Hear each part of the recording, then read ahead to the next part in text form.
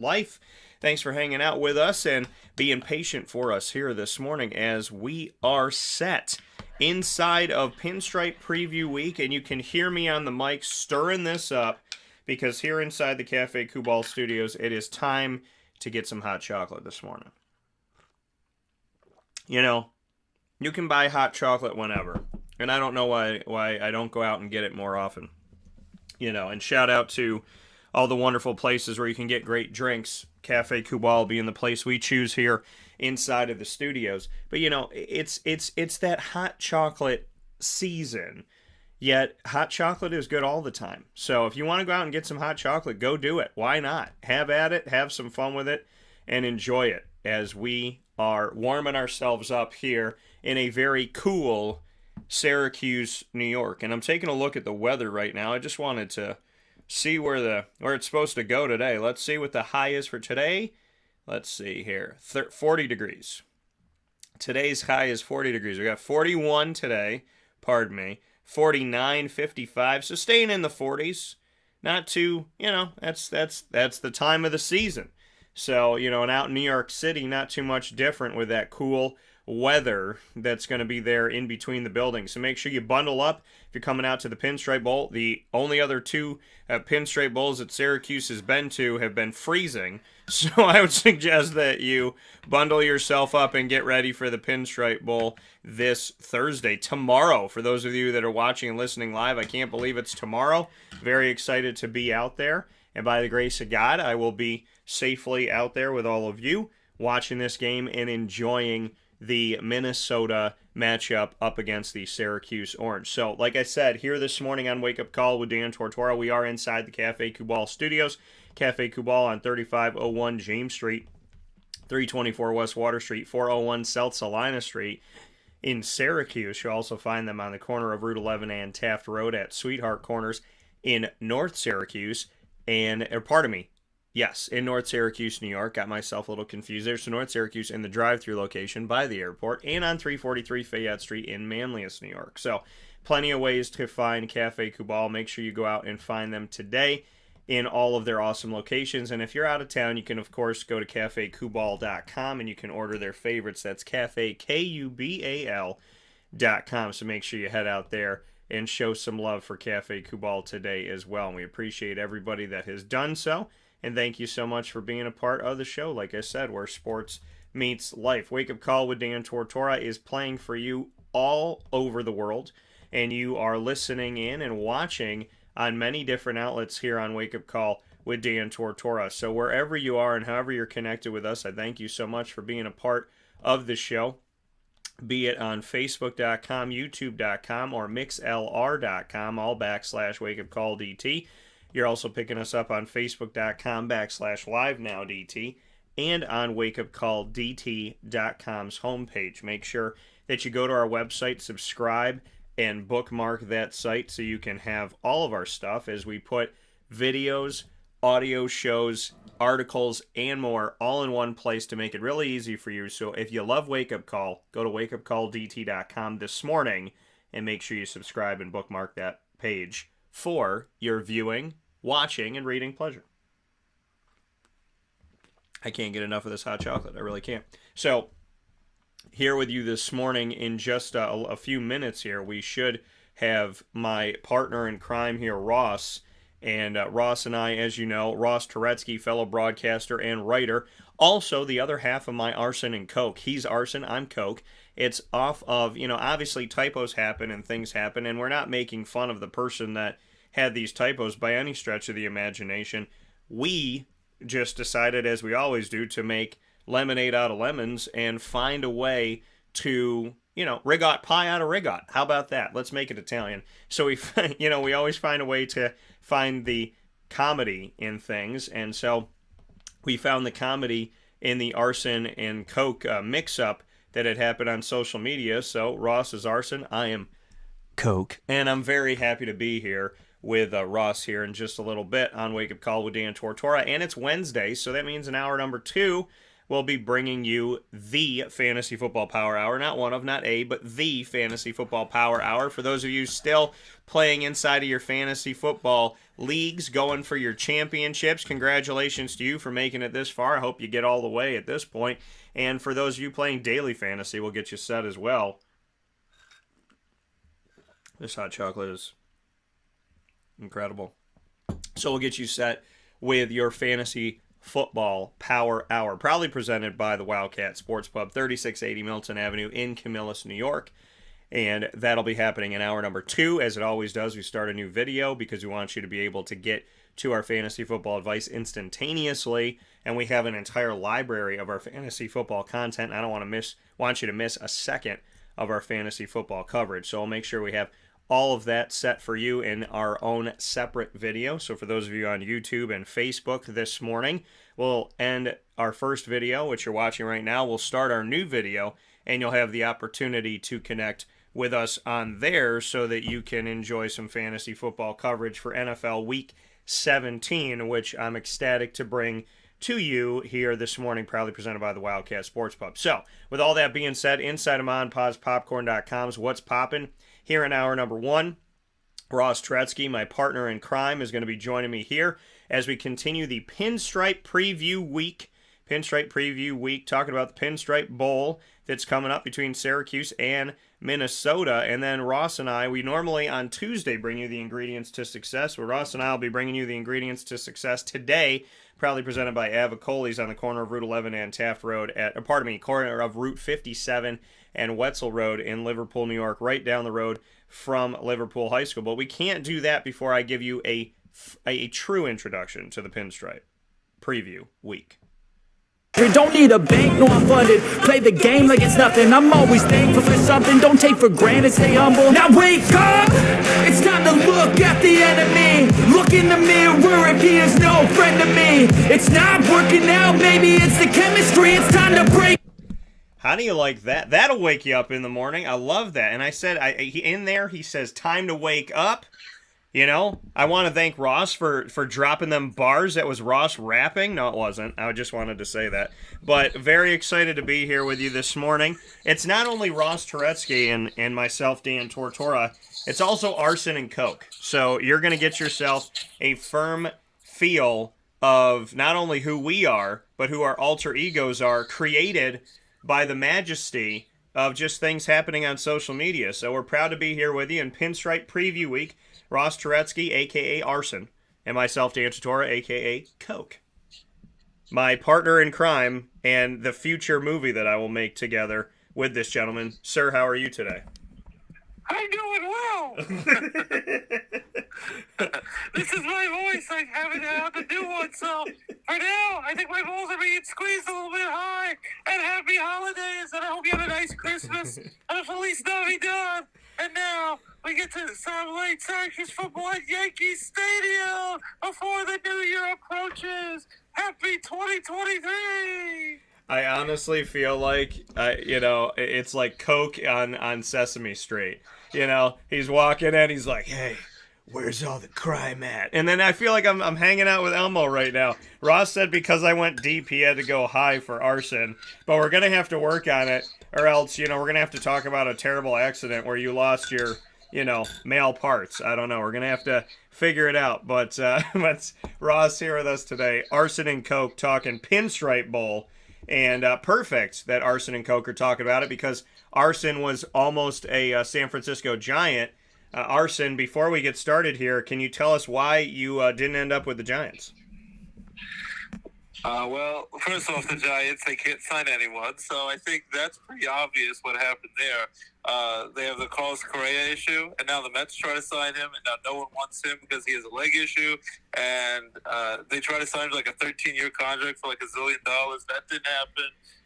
Somehow I got a regular voice. I don't know how that happened, but I don't know. I can break it into it. I'm not sure. Then Arson and Coke for 7 minutes. There was a man named Arson Judge, and the Yankees trolled the Giants a little bit, and John Heyman, the great baseball reporter who gave us this glorious Arson and Coke tagline, because after the Yankees officially signed him, they put a post on Twitter and Instagram and all their social media with Aaron Judge with flames coming out of like his back and his head, basically like saying, "Oh, I guess we got Aaron and Arson. We got a 2-for-1 jackpot deal." So they should for the money that they spent.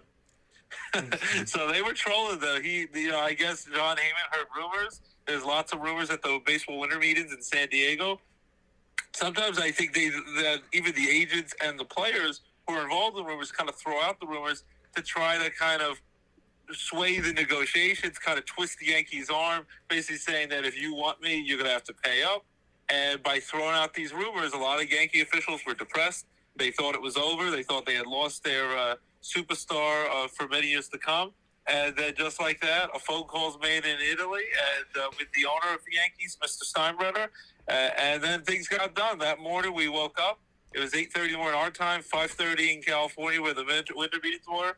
And we got Aaron and we got Arson, and it was beautiful. So, San Francisco Giants, they've had terrible luck this whole offseason. Then, like I said, they tried to pivot to Carlos Correa, and that fell apart. And now the Mets try to get him. So who knows if the Mets are that crazy with the richest owner in baseball and all sports that they're willing to sign a guy who could be damaged goods. Who knows? They supposedly saw the same issue on the physical. So we're just happy, my daughter and I and the whole family, that we get to see Arson Judge for the next decade. And by the time he's done playing, she'll be in high school. So, and I'll probably be wheeled around in a wheelchair in a nut house. So either way, it's all good, and he'll be a Yankee for the foreseeable future. You know, look forward to that one. Arson and Coke take over nursing homes. That would be a good one. So, you know, we can do it even while we're young. We can just kind of like Johnny Depp and 21 Jump Street back in the day where they pretend they were high school students and they looked like they were 30, 40 years old. Yeah. We could just pretend we were 80 years old and we could run amok. We could take all the chocolate milks and the little cartons. We could steal the little cups of ice cream and the Jellos. And we'd probably have our pick of the litter of all the ladies we'd want. We'd get into fights. We'd win every fight. It'd be glorious. So I think that'd be the next step, is just pretend we're elderly geriatrics and we can take over the nursing homes at a nursing home near you. Yeah, who knows? Arson and Coke coming to somewhere near you. It could be a gas station. It could be a nursing home. It could be a school. I mean, I think Arson and Coke read children, nursery rhymes. I think that we should start doing that in libraries, you know? Well, it's on tape. Who knows? And then we could, and then even like in high school, we could pretend we're high school students again. We could dominate all the sports because we're bigger and stronger than some of these kids. Some of them would probably beat us up, but we could dominate for the most part. And we could buy beer, so we'd be very popular. So this time around, I wouldn't be dweeb in class because I could buy everyone beer, so it'd be great. So I think this has so many possibilities in any genre and any place. Arson and Coke can reign supreme. Yeah, no, absolutely. I think that there's a lot to be said and a lot to be had by Arson and Coke. I look forward to what we're going to create and what we're going to come up with, because this has been an awesome thing that was kind of just born out of a mistake. You know, somebody just misspelled something, and Ross and I ran with it. So, you know, making rigot pie out of rigot. That's what we're doing. You know, can't forget the other mistake. Like I said, the next day, who would have thought after he screws up the Aaron and Arson Judge, he came up with the greatest name. Coke We don't know Hamels. if he'll play again. Coke Hamels, who sounds like the Tyrone Bigham's character from Chappelle's show. It sounds like his best buddy, Coke Hamels and Tyrone Bigham. So he could be in the show too. If we might have to pay Chappelle $20 million. That might be a little out of our budget. We'll get a Dave Chappelle, guy who could sound like him, or I guess pretend to be him. But we got Coke Hamels, Cole Hamels, of course, the great Philadelphia Philly pitcher who still wants to play baseball after not pitching in 3 years. And so who would have thought the very next day, whether it was intentionally or just a happy accident, that he made another faux pas, didn't double-check his tweets, and came up with the greatest name ever, maybe even better than Arson Judge, Coke Hamels. And I think that's one of the greatest, undercover names you could possibly ever come up with. Sounds like something straight out of, Miami Vice.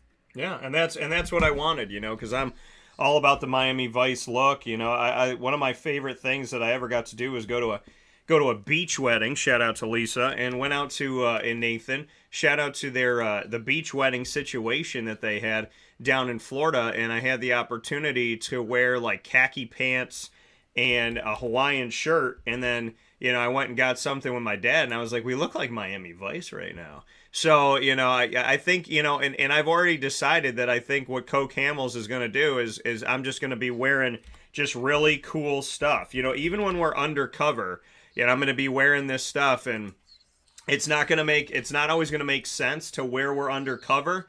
we could be like undercover at the nursing home, and I'm just wearing the Hawaiian shirt, and we could be literally in North Dakota, and they're like, you gotta blend in, and I'll be like, there's palm trees out here somewhere. I mean, I'm excited for it. I'm looking forward to it. The Miami Vice look, I feel like suits me, and I work with it.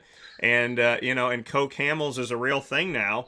And so, I mean, and it's not going to be that. We're going to have different last names so we don't get in trouble with someone going, hey, that was my tweet. But Arson and Coke, even though people use my stuff all the time. And Arson and Coke is going to be a real thing coming to, hopefully someday, a theater near you. But I'm very much looking forward to Arson and Coke, because Ross and I... When you say the North Dakota thing, buddy, though, I do think of it's almost like we're on witness protection program. Like, we're going to be, like, running the streets, having our, like, drug operation, whether we're like busting criminals or becoming a criminal. It sounds like straight out of like a witness protection program, that we're like two guys from New York City or Miami, and we like go to the middle of nowhere, and then Arson and Coke shows up, and lots of crime and violence and explosions follow. It sounds like an awesome idea. So that's another idea. Like, you basically, like, it's a sleeping town, nothing crazy happens, no violence, and then all of a sudden there's explosions on a daily basis because Arson and Coke, basically it's like they're peeing on flames, and they make the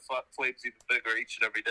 Well, my thing too is, just the tag, just the catchphrases where it's like, you think there's trouble in Compton? Well, we're straight out of Sioux Falls. I love that. Sioux Falls. Make that scary. But, that's where all the violence happens, that.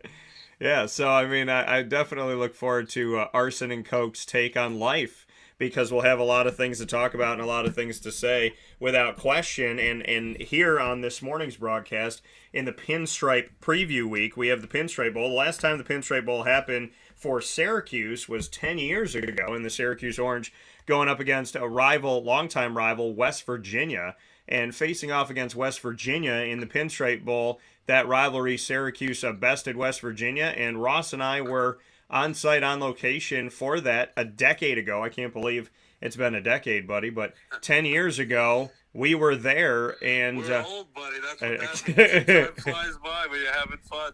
Or sometimes... You know what solves getting old? A little bit of arson and a little bit of Coke. And that's the thing, too, is, it's like reading stories, reading children's stories to kids, and sitting there and being... Yeah. If you're feeling a little bit down, always remember, a little bit of arson and a little bit of Coke will do you well. And then the kid goes home and is like, Mom, they told me to burn down buildings and do drugs. It's like, no, we told you to hang out with us. Arson and Coke. How did you misunderstand that information that was provided to you? And then we're molding young minds. That's all I know. And the right way. Whenever we go somewhere, if somebody does something that's like out of character or wrong, and it's based on our advice, we always are going to say, no, that's your fault. That's not our fault. That's how you took the information. That's your fault. So, and I always look forward to the girlfriends that Coke is going to have in this TV show, because I don't think that I can make them crazier than the people I've dated, but I like the challenge. So I do enjoy So you're saying there's a chance. But definitely looking forward to what we could do with Arson and Coke. And 10 years ago, before the birth of Arson and Coke, you and I were on site at this game. We were at the Pinstripe Bowl, and seeing Syracuse go up against West Virginia. You're used to Yankee Stadium. You frequent it with your wife and your children every single season. So what do you remember about 10 years ago when Syracuse was last in the bowl? I remember it being bone chilling cold. Oh, yeah. And it was very snowy. People were doing snow angels. I could barely feel my extremities. My fingers, my toes were frozen to the bone. Couldn't feel that I had any extremities at that point. So at times I would walk around the Yankee Concourse. Even times me and some other fans would jog around the Yankee Concourse by where the food stands are, just so we can warm up. And I remember it just being a really fun game, fun atmosphere. Future New York Jet, now Seattle Seahawk, and the Jets, my stinky Jets, we get Mike Whitebeck at quarterback this Sunday.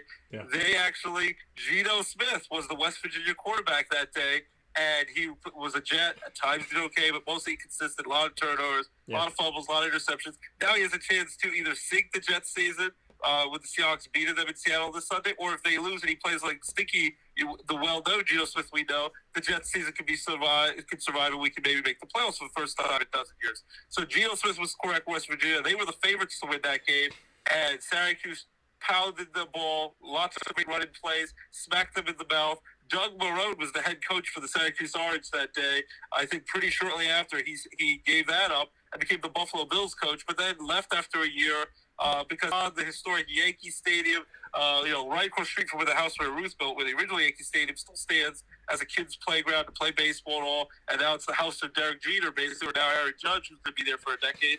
And it was a great experience. It's cool to have college football games, anything. Sometimes they've even had outdoor Winter Classic hockey games at historic Yankee Stadium in the Bronx, New York. And it's just a cool atmosphere. The fans are excited. They're rowdy. A lot of Syracuse fans are going to make the trip because it's not too far of a travel from upstate central New York. And Syracuse is kind of an adopted team of New York City, especially because all the years of the Big East, especially for college basketball, Jim Boeheim and Jerry McNamara, Carmelo Anthony, all those superstars, John Wallace, all those guys back in the day, the Big East tournaments in Madison Square Garden. And in football, even though they've had some lead years where they've struggled, I think they've been thirsting for another big-time season. The last time they made a bowl game was, 4 years ago with Eric Dungey, who's now going to play the XFL under the Rock's ownership. You smell what the Rock is cooking. And it's just exciting to see Syracuse football back in the forefront in a big atmosphere. Dino Babers, I know they were 6-0. They lost 5-0, finished 7-5. But this would be an excellent victory. If they can beat Minnesota, finish year 8-5 with a big bowl victory in New York City at historic Yankee Stadium, and really, I think, would propel them in 2023 to have another excellent season. And it's great to see Syracuse football back on the map and a little bit of hope there after all those years of struggle and year after year with 3-4 games that you thought was hopeless. Now Syracuse football, it becomes back where it's not just a basketball school. It becomes actually a viable option for big-time recruits around the country. And as you've always preached, hopefully the local kids from central upstate New York will be recruited and would want to come to Syracuse to play football because they'll know that's a destination where you could win and be seen on national television and have lots of exposure.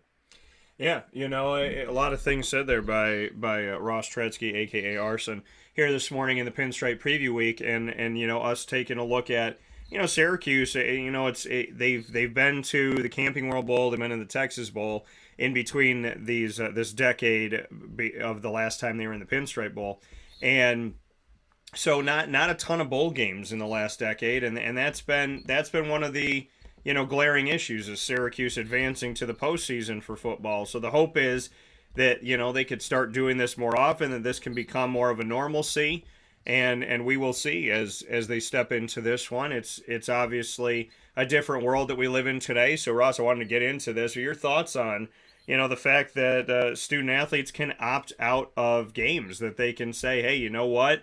I don't want to play in the bowl game because I'm going to get ready for the NFL, or I'm transferring, or I just don't feel like doing it. Your take on that, because to me it's tough, right? You go the whole season, you try to get to a bowl game, you advance to the bowl game, and then you're not necessarily playing with the players that got you there. So what's your take on this? Because we know that Syracuse, due to the fact that Garrett Williams is injured and moving on to the NFL, he's not going to be playing in the bowl game. Sean Tucker has elected not to play in the bowl game. Deuce Chestnut, the other starting corner on the other side of Garrett Williams, has decided that he wanted to leave Syracuse altogether. So, it's definitely a different look team when you got guys that are going to be out there playing that weren't the guys that necessarily got you to this spot. How do you view that, and what are your thoughts on the bowl game opt-outs, where in today's world you can say, yeah, you know what, I'm going to get ready for the NFL, or I'm going to transfer and leave the team altogether, and I'm just not going to be a part of this game? I don't really like it. I can respect it in a way, both sides of the issue here. I get it. Football's a very violent sport. In a blink of an eye, snap of your fingers, something can break, something can be badly injured, and you might never be the same again. And even if you have a small insurance policy, you're never going to make the kind of money and career earnings for you and your family and the generational wealth that you're hoping to make if you're going to be especially a top recruit. Because those are really the only guys I think would sit out, are the guys who are supposed to be top draft picks, big-time stars like Sean Tucker, star running back of Syracuse. But even then, I still don't like it. I didn't like it last year when Kenny Pickett, now of course correct, the Pittsburgh Steelers, after winning an ACC title with Pitt Panthers in college, he decided to sit out in their bowl game. And that was heartbreaking. And they almost won the game against Michigan State, and their running back of Michigan State, he sat out. But it wasn't the same matchup. You had guys playing in different spots. I know it kind of gives sometimes a chance for other quarterbacks and other running backs and other skill position players to get a chance in a key spot to play in a meaningful bowl game. But it kind of loses its luster. And I know for me personally, I never was a superstar athlete. I only played Division III baseball. But I could never abandon my teammates. Maybe it's not abandonment. Maybe that's the wrong word. But in my mind, I feel like it kind of is, because your heart and soul, you're breathing blood, sweat, and tears with these guys, sometimes for all 4 years, and you're doing it with the off-season workouts in the summer and fall workouts and spring, everything. You're working your butt off every day in, day out with these guys. They become your family sometimes more than your actual family, because you see them more than your family. Yeah. You see your coach and your teammates every day. And then after being successful all year, get into a bowl game, you basically like, deuces, I'm out of here. I don't like that. I think it's basically quitting on your teammates. And I get it. I understand. You want to, and it's only really the only people that make sense to sit out are the star athletes who are about to leave. And you want to be in the best shape possible, where you don't have an injury, where your damaged goods come to the NFL draft. I understand that. I still wish you would play the game, because for years, players, whether they left after their junior year or played all 4 years or played through their senior year, they wouldn't do this. It would only be if you had an actual injury, you would sit out the bowl game. But if you don't have an injury and you're healthy, if you're majority of you healthy, I know no one's 100% healthy playing a whole football season in Division I football, but if you're mostly healthy and you're cleared to play the game. Be there with your teammates. Have one last hurrah with them. And even some of these guys leave the team and kind of abandon the team. They go to the transfer portal before the bowl game. I was watching that the other night with the Wisconsin game last night. Late night football game. They won the game. Even Luke Fickell, who was their head coach, after being the Cincinnati coach all year long, he's Wisconsin's coach for the bowl game. And he's going to be the head coach for the foreseeable future of Wisconsin, unless, of course, he gets another better offer. So in many ways, the transfer portal and people and players sitting out, they're watching for their own health issues and for their own benefit. It's kind of emulated in a way. It's kind of what the coaches have been doing for years. These Division I coaches get millions of dollars. They can leave whenever they want. Schools and coaches work out, and agents work out buyout deals. And all of a sudden, Luke Fickell, a great head coach after great years at Cincinnati, made the college football playoff last year. He's coaching Wisconsin, a team he doesn't even know yet. And in the past, usually you don't come in until the next season, and you just let an interim coach be the bowl coach. He was coaching a bowl game. They won. It's kind of a nice way to start his tenure at Wisconsin, but he has no idea, for the most part, what that team is all about. It's going to take a while to get the ground running, especially recruited. So it's just very weird, and I just wish that these guys would stay in it for the long haul, make the commitment. But I also wish coaches would do that, because coaches can be hypocrites too, because the coaches complain about transfer portals. Nick Saban, a great coach in Alabama, he whines and complains about the transfer portal and players sitting out of bowl games. There was talk about for their big bowl game, because really the only people who seem to really want to play in their bowl games are the team in the actual playoffs, which right now is only 4 teams. But in 2 years, we're going to get a 12-team playoff, a legit playoff. My question is, when we expand the playoffs, will all these players be willing to play like they do right now if you're in the 14 playoff? Or because if we expand it, there's so many more bowl games, so many chances to win and have great exposure, but also more chances to get hurt. Yeah. Will some of the star players sit out of a playoff game? Can you imagine a superstar athlete, superstar quarterback who's like a Heisman Trophy candidate, like Alabama's quarterback, if they were in the playoff this year, and he decides to sit out before a big playoff game because he's like, got to worry about the NFL draft coming up in April. I got to worry about me. I understand he wants to be healthy and be a highly recruited draft pick, because your billions of dollars on line, and your friend, your family, your friends, especially depending on what your economic background is. If you have money or you need this money to have a decent life for you and your family, it just would be insane to think that if you're in the playoffs, some teams now, when they expanded 12 teams in 2 years, some superstar athletes might sit out then. Because right now, those are the only players who seem to totally want to play through this is the guys in the playoffs. Because there was talk last night when I was watching the Wisconsin game, and they're like, Alabama, I think Kansas State are playing each other in a New Year's Six bowl game. But they're like, their star quarterback might only play for a few minutes or maybe a few drives, because he doesn't want to risk injury going to the NFL draft. So it just seems messed up to do that. And then it's really become like it's straight up as an exhibition game, especially the non-playoff games have become that way in a way, because some of these star athletes are treating it like it's just a preseason exhibition game where it's not worth it for me to get hurt. There's not enough upside for me to do great where it's going to make me a high draft pick, which maybe it could. In the past, if you had a great game, just like a great Senior Bowl or a great bowl game, you could propel yourself to a high draft pick. So a lot of these guys don't see it that way, and it's now about the almighty dollar. I think also that their families and the player have already set up agents who have told them, don't play in this game. Don't risk it. It's not worth it if you get hurt. There's not enough upside, no matter how well you do the game. So it's heartbreaking because you still think of these guys as student athletes, and I know they get those deals where the NIL deals where they can make money on the side, do commercials, and that's great that they're finally making some money. I wish the actual schools gave them some money besides just the scholarship, which is, of course, worth a lot, but, they have to get it elsewhere. But I just hate the idea that these games that we covering it and us as fans love it so much, and even the game you're going to be at tomorrow, at the Syracuse game at Yankee Stadium, Pinstripe Bowl, that some of these star players are just saying, I can't do it, not worth the risk.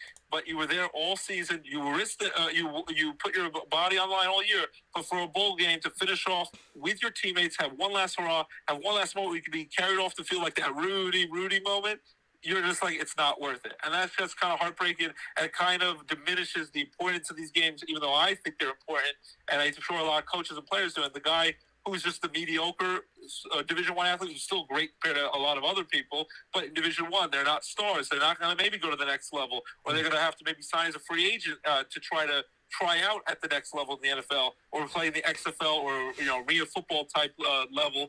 They're not going to be a highly draft pick, top first round pick or anything.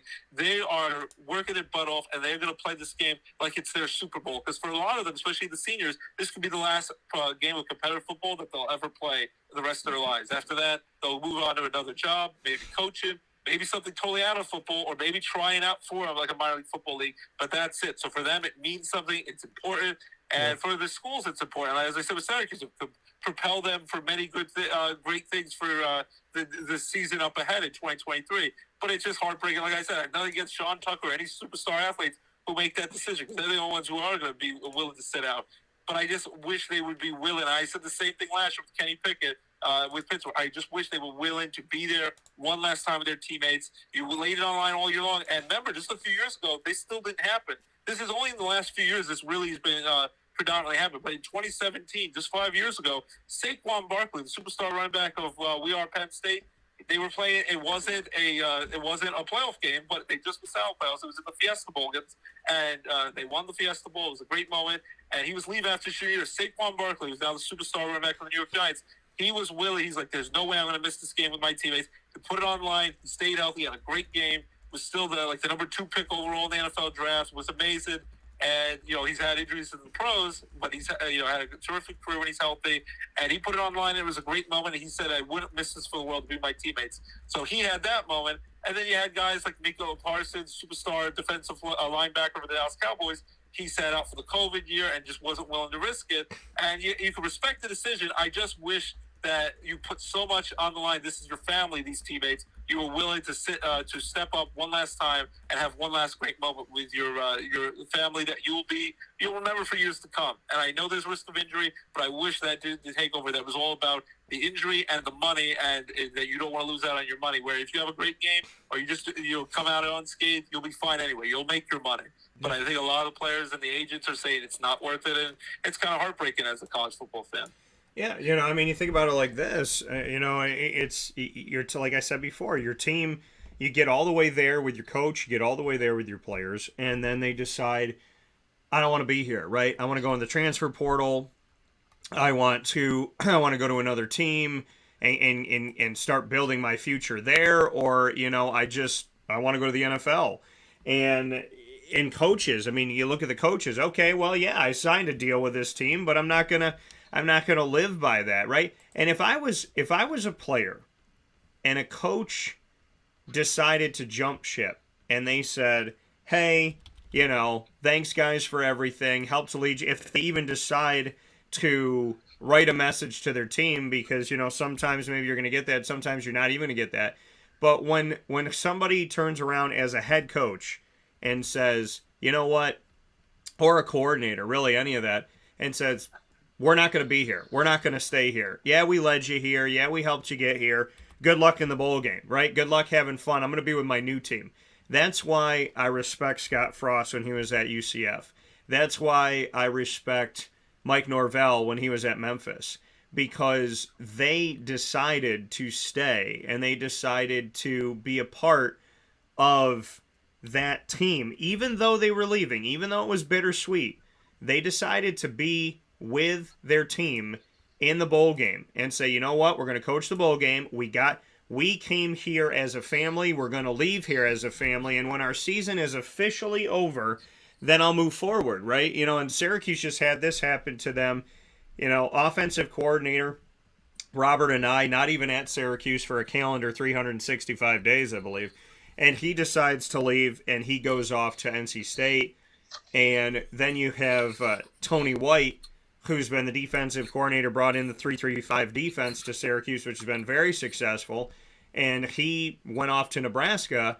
And so you're sitting here going, okay. And then the players start jumping ship. A bunch of guys, Anthony Quealy, before this happened, jumped in the transfer portal. Courtney Jackson jumped in the transfer portal. And you got, offensive linemen jumping in the transfer portal. Josh Huff, who came in as running back, he jumped into the transfer portal. And you got these guys making moves. A two-way player, Dom Foster, jumped into the transfer portal. And so you see these players leaving. And as they're leaving, a Chad Schuster left, offensive lineman. Tyler Magnuson left as an offensive lineman. And then Deuce Chestnut, starting corner, he leaves, goes in the transfer portal. So, did some of that happen before the coaches left? Yeah. But could some of it be, after Tony White left, I think that probably had somewhat of a connection to Deuce Chestnut deciding to leave the team. But for me as a player, if my coach leaves, if my position coach leaves, my coordinator leaves, my head coach leaves, I'm going to be like, dude, what the heck? Like, as a team, do we even want to play this game?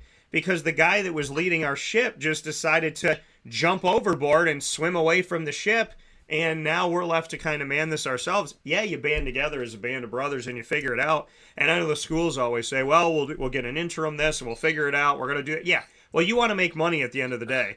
But when you're a family and you're supposed to be a family, it tears your heart out. I think your heart might not fully be in it. And I don't know with you, buddy, but I feel like, and it's a new age thing, I know coaches have the same rights, so now it's probably only fair players do. But with this transfer portal thing, which is really weird, is now they've become like free agents, some of these star athletes, where at a drop of a hat, they were on your team one moment, they leave the next moment, and they can switch teams every moment, every year. Before, it used to be if you left in Division I football, you had to sit out a year to play on another team.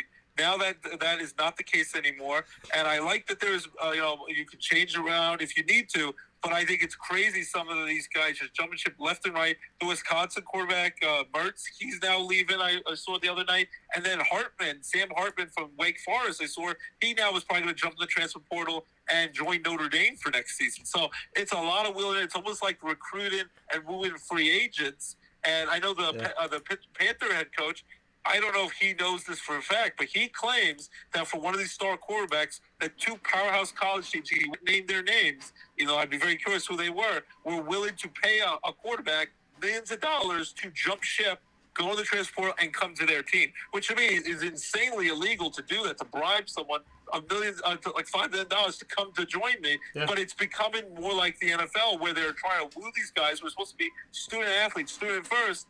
And now it's basically like athlete first. They're athletes, quasi-students first in the star athlete, because they're just trying to become the greatest teams possible. And these coaches are trying to win as many games as possible with these superstar lineups. Even Deion Sanders, who now jumped ship from Jackson State to Colorado, he basically told them in their first meeting, most of you guys right here, because they were a losing team this year, you will not be invited back next year. He's basically, I carry my own baggage, he told them at the introduction where the coach met the players. And he's going to get guys in the transfer portal who want to play for Deion. Even a lot of guys that he recruited at Jackson State were top recruits. He's going to probably try to bring them over to become a powerhouse at Colorado. Yeah. I get it's their right to do it. It's just crazy that now college football has become more and more like the NFL, and you're just wooing guys, whether you're doing it legally or not, bribing guys to come to your team year after year, and star players are changing teams one year after the other, which is just like free agency in the NFL. Yeah, and that's, again, I mean, people that created this, transfer portal opportunity and name, image, and likeness, and no rules, no regulations, no plan, no anything, and it's going to work out, it'll figure itself out, it'll be fine. Right, there's literally no structure. And the thing that I found hilarious, and I'll never forget this, is that one of the broadcasters on Sirius XM, I was listening, I had a long drive, and I said, all right, let me hear what other people are saying about this world right now. And he said, he was like, raise your hand if you thought that it was going to be as bad as it is. Like, if you really saw it getting this bad, raise your hand. And I raised my hand while I'm driving, kept one hand on the wheel and raised my right hand. And I said, yeah, like, what idiot didn't see this? I mean, how could you not, who was out there saying, it's not going to be that bad? Or, you released... You took a situation, and it wasn't a situation that was a little bit different. You took the transfer portal where you had to sit out a year and you had to apply for a waiver and you had to go through all this BS, and your coaches could give you a list of schools you couldn't go to, and by the time you're done crossing off the list, there's nowhere to go. So, if you went in conference in some places, you had to sit out 2 years. And then if you went anywhere else, you had to sit out a year. Then there was a list of places you couldn't go, and all this stuff that you had to deal with in the NCAA, just being an old, dusty... It's like going to the registrar's office at college. You're literally trying to just make sure that you can transfer this credit, or that, you made a mistake, so can you put this one on here? And it takes them 36 hours to figure out how to just, move a pencil on a piece of paper. So that's what it feels like. I'm shouting out you, Marywood. I love you to pieces. But, it's really any registrar's office probably. But I dealt with Marywood's, and it made no sense. So when you look at those situations... It's what caused all your premature gray hair, buddy. The heart palpitations of the gray hair, I think a lot of them was caused by some of the experiences you had, not just with Marywood, but in general, of just people kind of wronging you and not treating you right. So I totally understand that. Yeah, I don't like that you brought up my gray hair, because here's my thing about my gray hair. Hey, I'll give you some Christian 5 or just for men, whatever you want. I'll give you a belated Christmas present. Now this is what this is what I don't understand about having it. I was like, why is it here? And my mom and my dad were like, hey, my mom's like, I got my first gray when I was 19, and so my gray hair is like the white. It's not the gray, it's the white, so people like it. They're like, oh, women think it's great and it's wonderful. I don't like it, and I don't know if I want to go in another route and dye my hair and this and that. But I mean, I cut my hair so short. But the thing that's difficult as a 37-year-old man is when you're dating now and you're wondering, do women like do they mind gray hair? Because I can't help it. It happened. It happened, and it's here. But it's not exciting. I've had dark hair all my life. I've had darkest brown hair. I mean, it looks black, but it's dark brown, and I've had it all my life.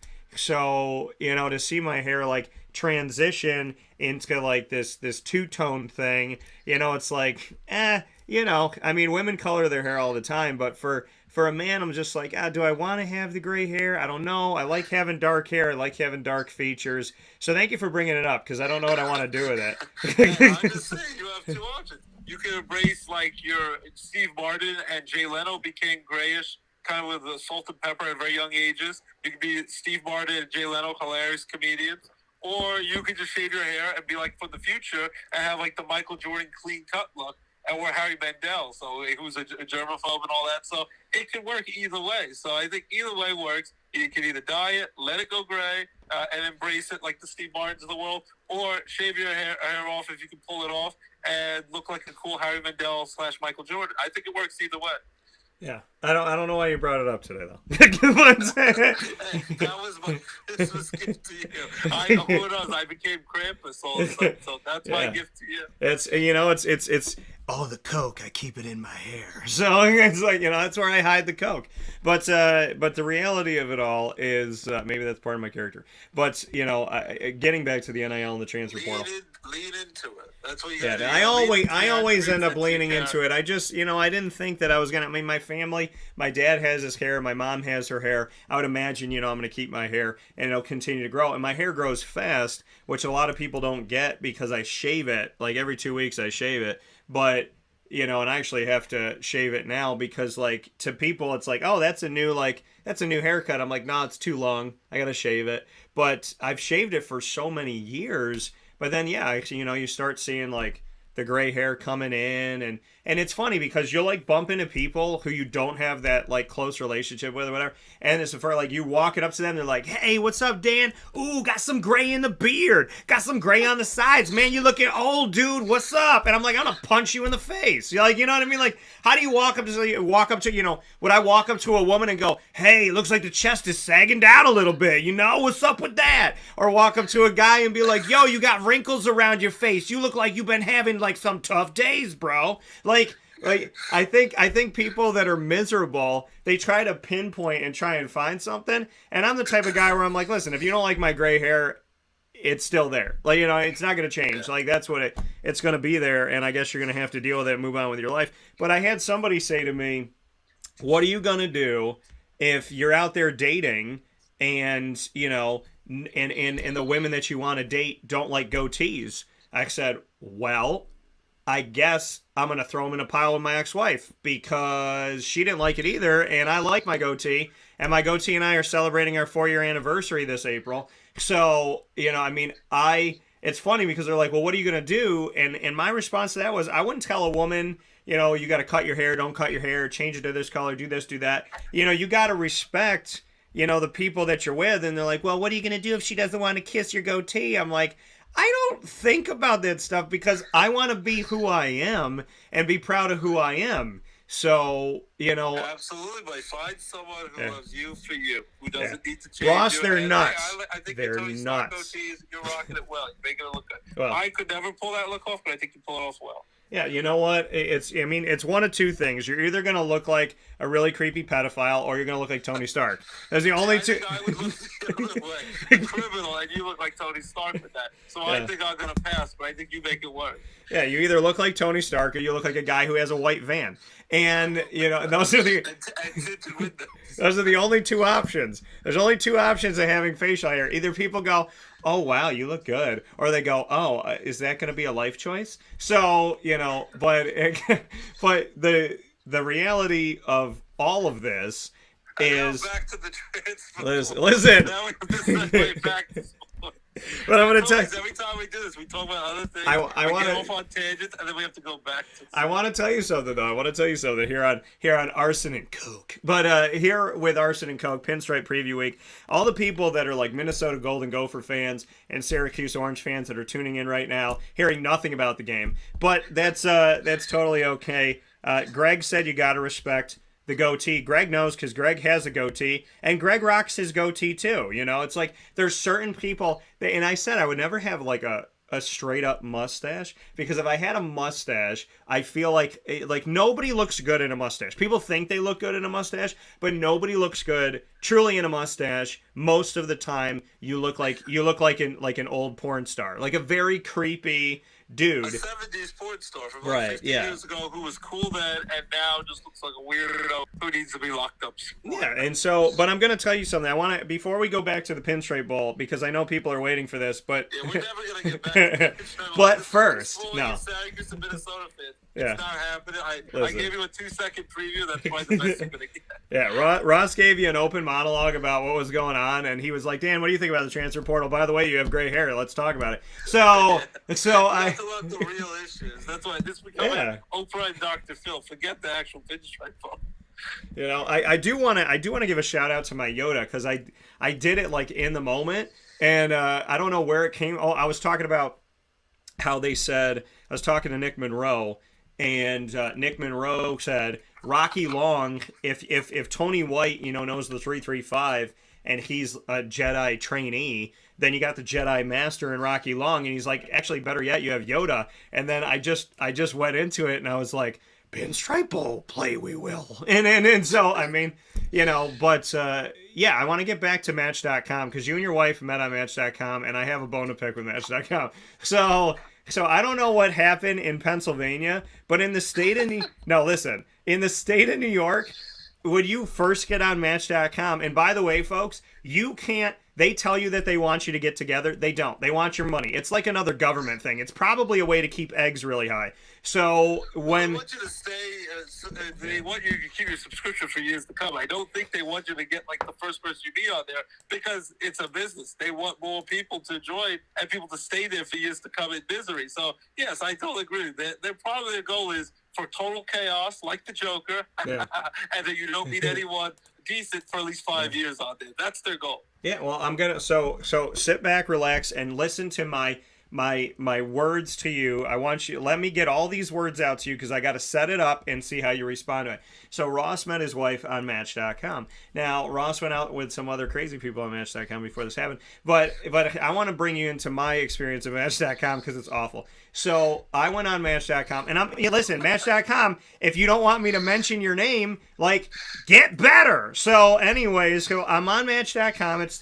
It's the oldest one. Them and eHarmony are all about finding love. My buddy, my really close friend, he had to pay $300 on eHarmony just to use the dang thing. And I was like, $300? It's like, that's like buying a very expensive hooker. So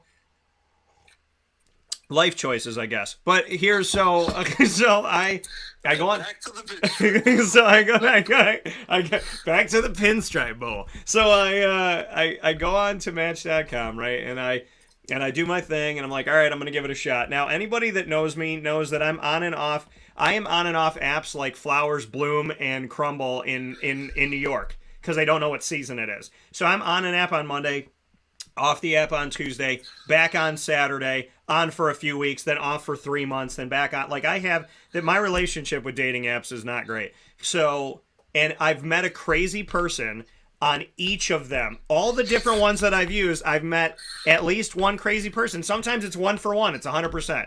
Other times it's like 3 for 3, 4 for 4. I have met no normal individuals that can have a conversation. I have met nobody who doesn't stare at the wall. I have met nobody who, if a girl, my dad told me this a long time ago, and I believe him.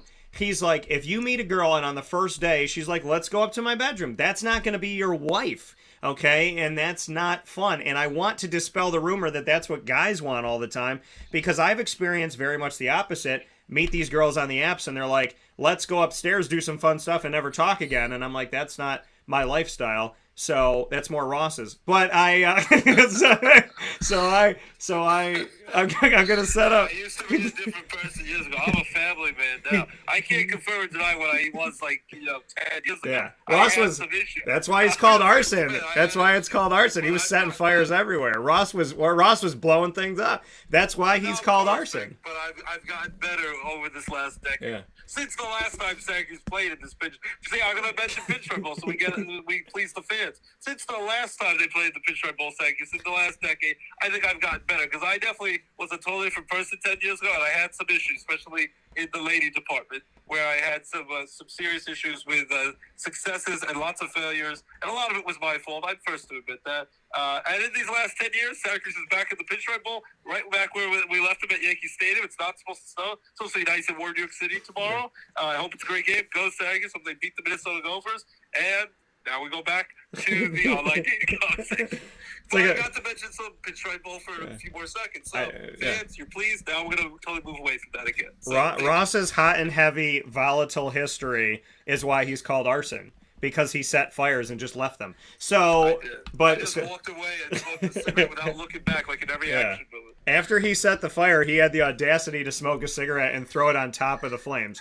So, and I remember the story about when Ross really wanted to date this girl, and he brings her out to this place, and he's like, oh, come out, and her friend was there, and it was a really weird situation, and all I'm going to say, long story short, is the woman told me her age 5 different times, and it was 5 different ages. She was 20. Let me think here. She was 30. Then she was 31. Then she was 34. Then she was 43. I was very terrified. I have no idea at this point how old she actually was. I was 22 at the time, and I think she was 43. We're gonna go with that. She was not a fan of what I said to her in response, where I said, because every time she called me, she changed her age. So I said, if we hang up, will you be 50? She didn't like that joke. She didn't like it at all. Was she like, I even could have sworn by the end of the night you told me she was like 63, but she began the night in her early 40s, and she was like 2 decades older before the end of the night was done. Yeah. So I don't know. That's sometimes the experiences you will get on these websites or when you go on these wild dates. Yeah, and I blame Ross for that one because I went there to support him. So you were my wingman. I was your wingman, yeah. And you know what? We didn't wingman it enough, and that's why I'm single, and I blame you. So, anyways, no, I love you. I don't blame you for none of that. So, but I blame this crazy world of interesting people. So I'm on Match.com, and if Match.com wants to send me a letter after this, then they better send it with a free subscription. So I'm on Match.com. Someone's getting sued. Oh, not me. So I'm on Match.com. Listen, if they want to, I'm gonna keep saying it. You're getting lots of free publicity, by the way. Yeah. I'm giving them lots of free publicity about how friggin' awful the service is. So I'm on Match.com. And when I'm on there, you go on and you put in your profile, and they have to approve all your pictures. Some of them penned for like hours, and they're just like, it's just your face. And so by the time all of it's done, at least for the people in Central New York, when it's done and you're on there and you're going through and you're looking at stuff, you know, it's like, okay, tell us your search and we'll give you our recommendations. I tell them what I want. I give them my recommendations in different things that I'm interested in. You know, do you want them to be, you know, separated or widowed, or it doesn't matter? Do you care what religion they are? Which I don't. And then like different questions or whatnot. So I'm filling out this stuff, and it's funny because when apps first came out, you could literally say like, I don't want anybody that's like this body type, which was really messed up. And you could like say that back in the day. You could be like, oh, I don't like these people. I don't like that color. I don't like that size. And I was like, this is highly prejudiced and racist and wrong. So they got rid of that. So now it's like, well, you know, what religion are you okay with? Are you okay if they're separated or divorced? All that good stuff. So whatever. I fill out my profile and I give myself like a big giant net to cast, right? So I throw the net out there, and you're on this thing, and it's like, here's some girls in Syracuse, and then they're like in some other surrounding towns, and then there's nothing, and they're like, expand your search, and they're showing me people in Pennsylvania, New Jersey, Maryland, like Virginia. They're like, oh, it's not bad. Look at this. And because if you're looking for a pretty girl, right, you're looking for a pretty girl in this area, there's like, you know, it gets to a certain point, and then they go, F your presets. And all the presets that you have, they follow none of them. So you start looking at people's profiles, and it's like, you know, I don't want to be with someone that does drugs. And all the people they show me are like, marijuana's for me, bro. Let's do it. 420 friendly. And I'm looking at all this stuff going like, are you listening to anything I said? Then a girl matches with you. She sends you a message, and it says, blah, blah, blah, sent you a message. And they block what she looks like, and they block her name, and you can't see anything. And when you click on it, it's like, oh, we're Match.com. We want you to find love if you pay us $100. And so it's kind of like it's kind of like the old pop-up ads you get on your computer where it's like, ooh, you want faster internet? $10. Ooh, you want to see this picture? $40. You know, and so this is what it's become, is a bunch of pop-up ads. So then I said, okay, you know what? I'm going to get the 3 months. I'm going to do the 3 months, and it costs over $100. They're like, no, but we're giving you a deal. I'm like, stop. Don't be like Kohl's, where like the jeans are $50 and you put them up to $80 and then you make them half price for $40. So you're really only saving $10. You're not saving more than that. So Kohl's, I love you. I appreciate you, but I know what you're doing. So anyways, it's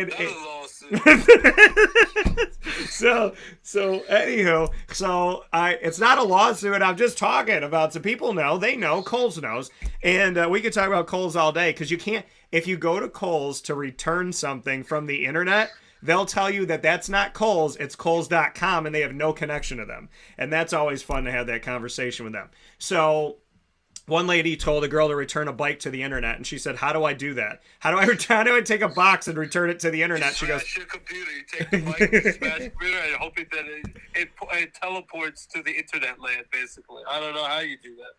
Yeah. I'm not sure I understand. And Alexa just told me I'm not trying to step Yeah, my no, watch. what's happening is Alexa is recording this conversation. That's She what listened in on.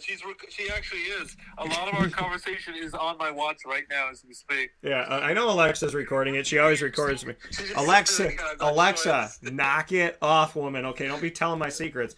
So anyways, I mean, we're only worldwide on all these channels. It's not like anybody's going to hear what I'm saying about Match.com. So on Match.com, you have to buy this stuff. So I'm like, okay, I want to see who I match with. So I buy a 3-month. And I'm like, whatever. It costs over $100. Ridiculous.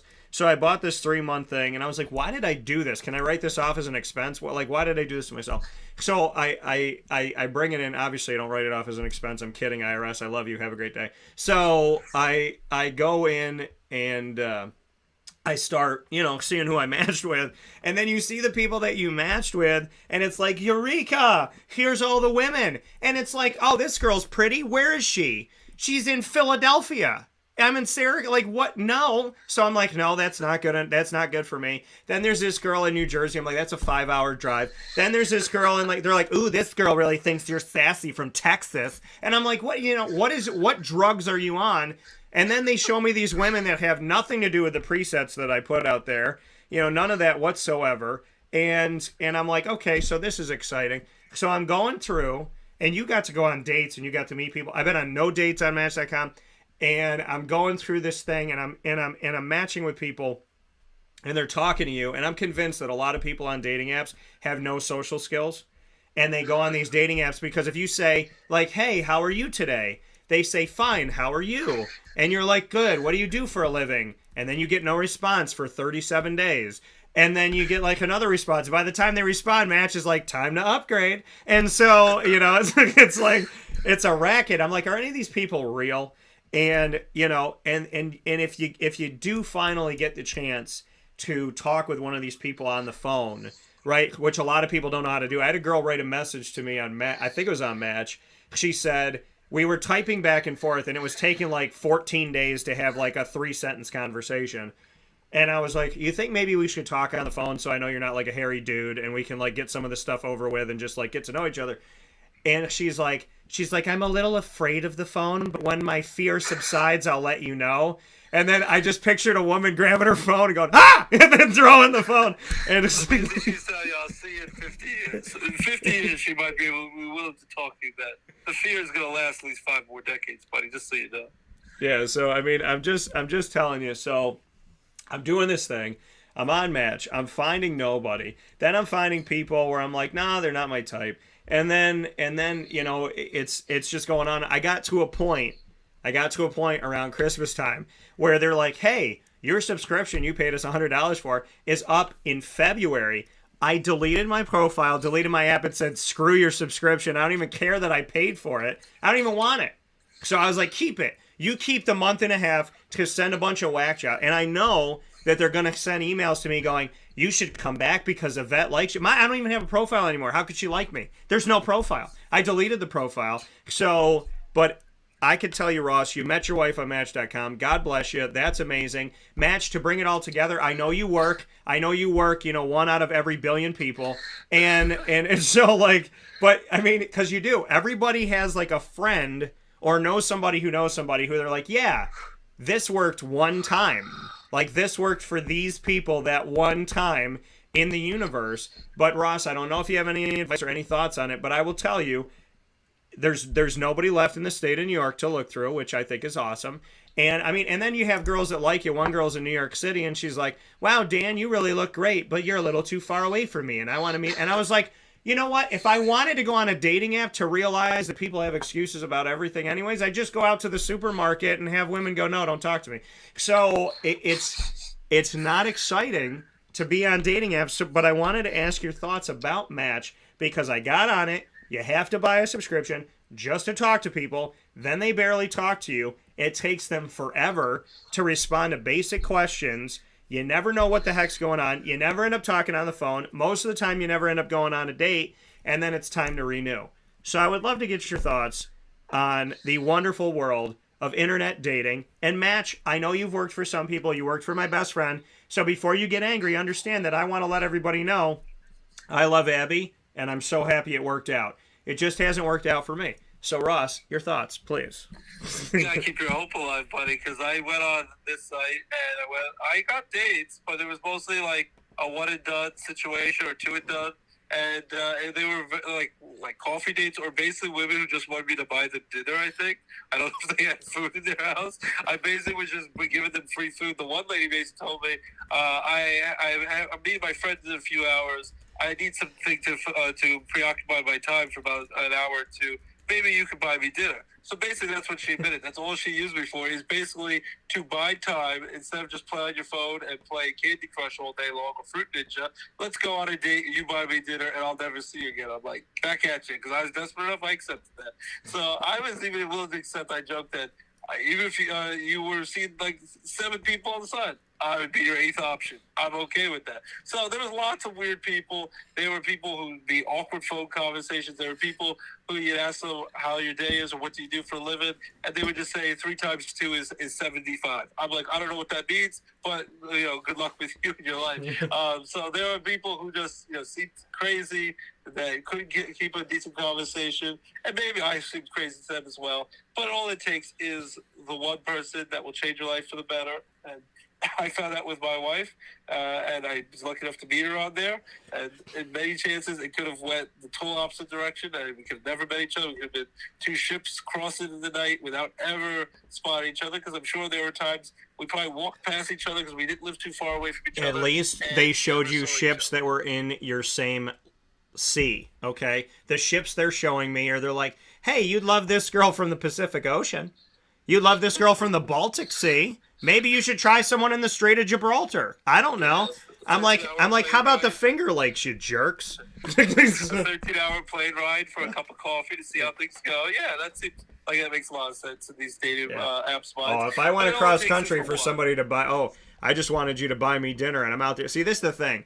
I am the type of person, I call it mindless information.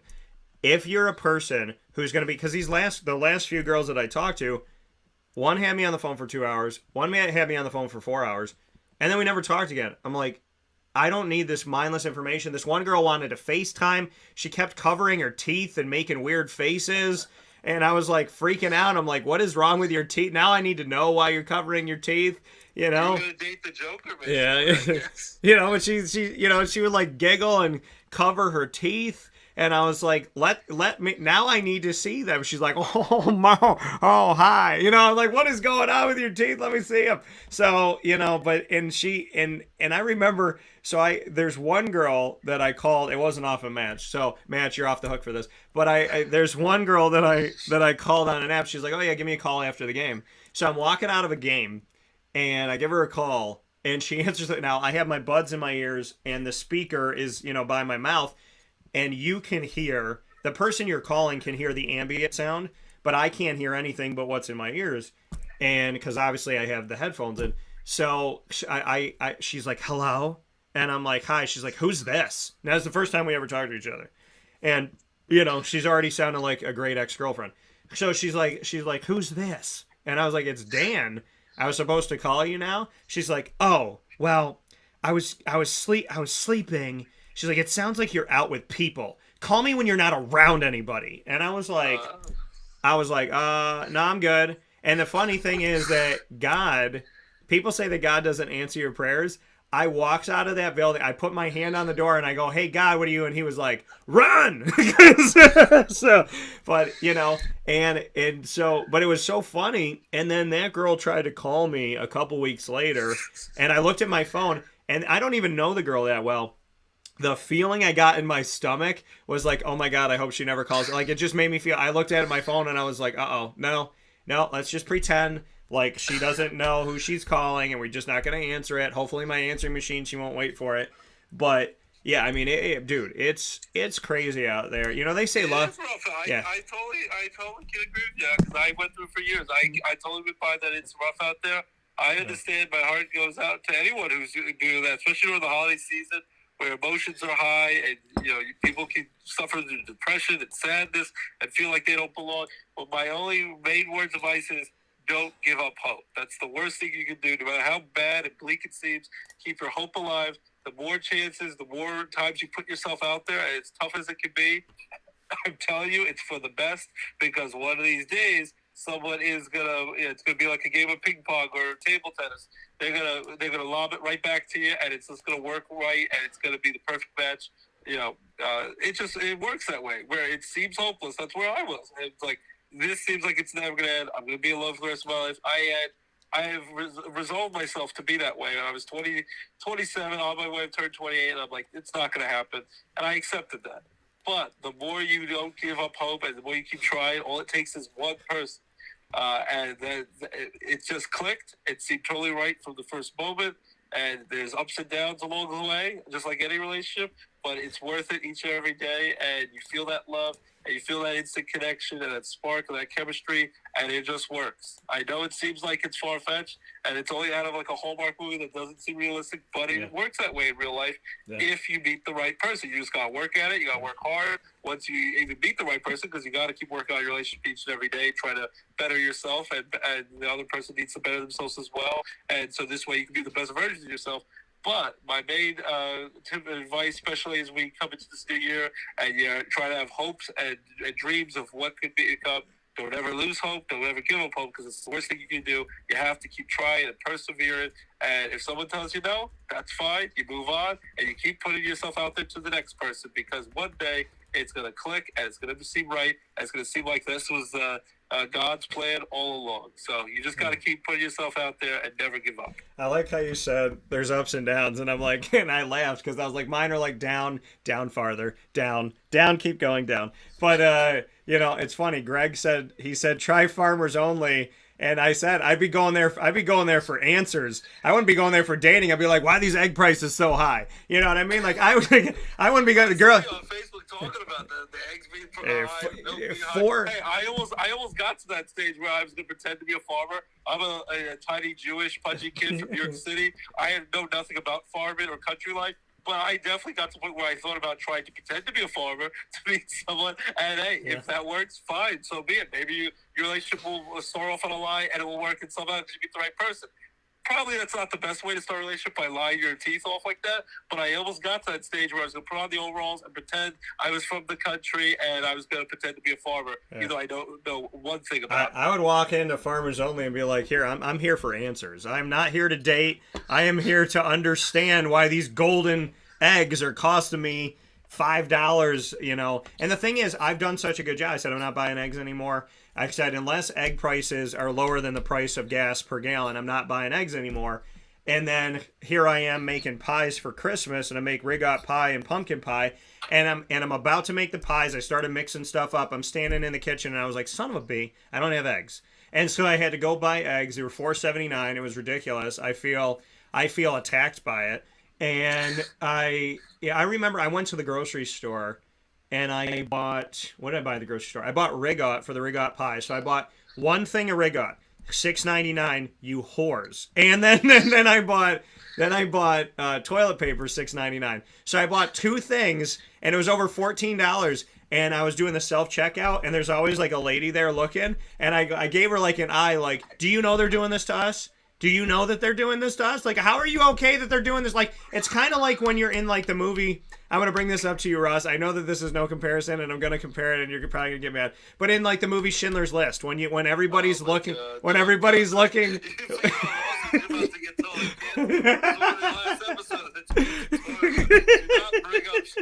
It's not going to go well.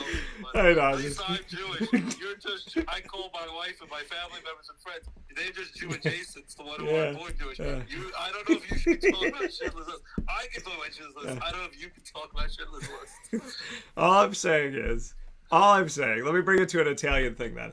It's kind of like... You're better off going to the Italian route, because you're not going to get canceled that way. But I tell you, steer clear of Schindler's List. I just wanted to say the name of the movie just to see how you... But like, there's the X-Men movie where Magneto is in a very Schindler's List like moment, and that is like a horrifying thing, and it's horrible. By the way, to the people out there, to the two people in my life, I forgot your name and I forgot your face because I had to, because I couldn't even fathom what you said to me. But there was two people in my life. I told Ross this already. two people that came up to me, looked me in the face, and said, "So this Holocaust thing, do you buy it?"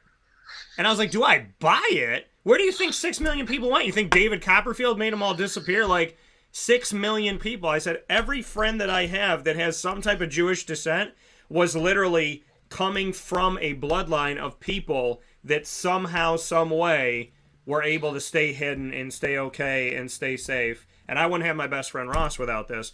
So, we talk about a lot of stuff on the show and we joke around about a lot of things, but during this Christmas and Hanukkah and holiday season, to me, it's a reminder that life is precious and life is important. And, I can honestly say, with my family not being Jewish, there was still in Luxembourg, my great uncle Pat, who passed away about a year and a half ago, he was hidden from the Nazis, and the Nazis banged down the door of the people that hid him and other people in their home and said, "If you have Americans in here," they told the dad, "we will kill you in front of your entire family." And so, I can't pretend to know what it's like to be Jewish and have that background, but I can tell you that in World War II, when Jewish people were running for their lives, my great uncle Pat's plane was shot down and he was running for his life. And the same people that were going after, Ross's family were going after my family. And it's pretty incredible this morning that if not for the goodness, the kindness, the generosity, and the strength and just goodness of human beings, Ross and I wouldn't be here today. Because my family, my direct bloodline, and 3 other brothers, and we were thinking that yesterday because my great uncle Carmen passed away a few days ago, and we were all together. My great uncle Carmen, both of my grandfathers, my great uncle Pat, my great uncle Bucky, and my great uncle Vincent were all in World War II. And I was talking to my cousin, and I go, "You realize that if they didn't come home, none of this exists. Like, we're not here. Like, if my grandfather at 18 years old did not come home from World War II, then I'm not here. Like, I'm erased from history." So, it is a time to kind of, I know we've been talking about a bunch of stuff with relationships, whatever, and joking around. But, Ross, I do want to take a step aside here today to say that I am very grateful to have you in my life.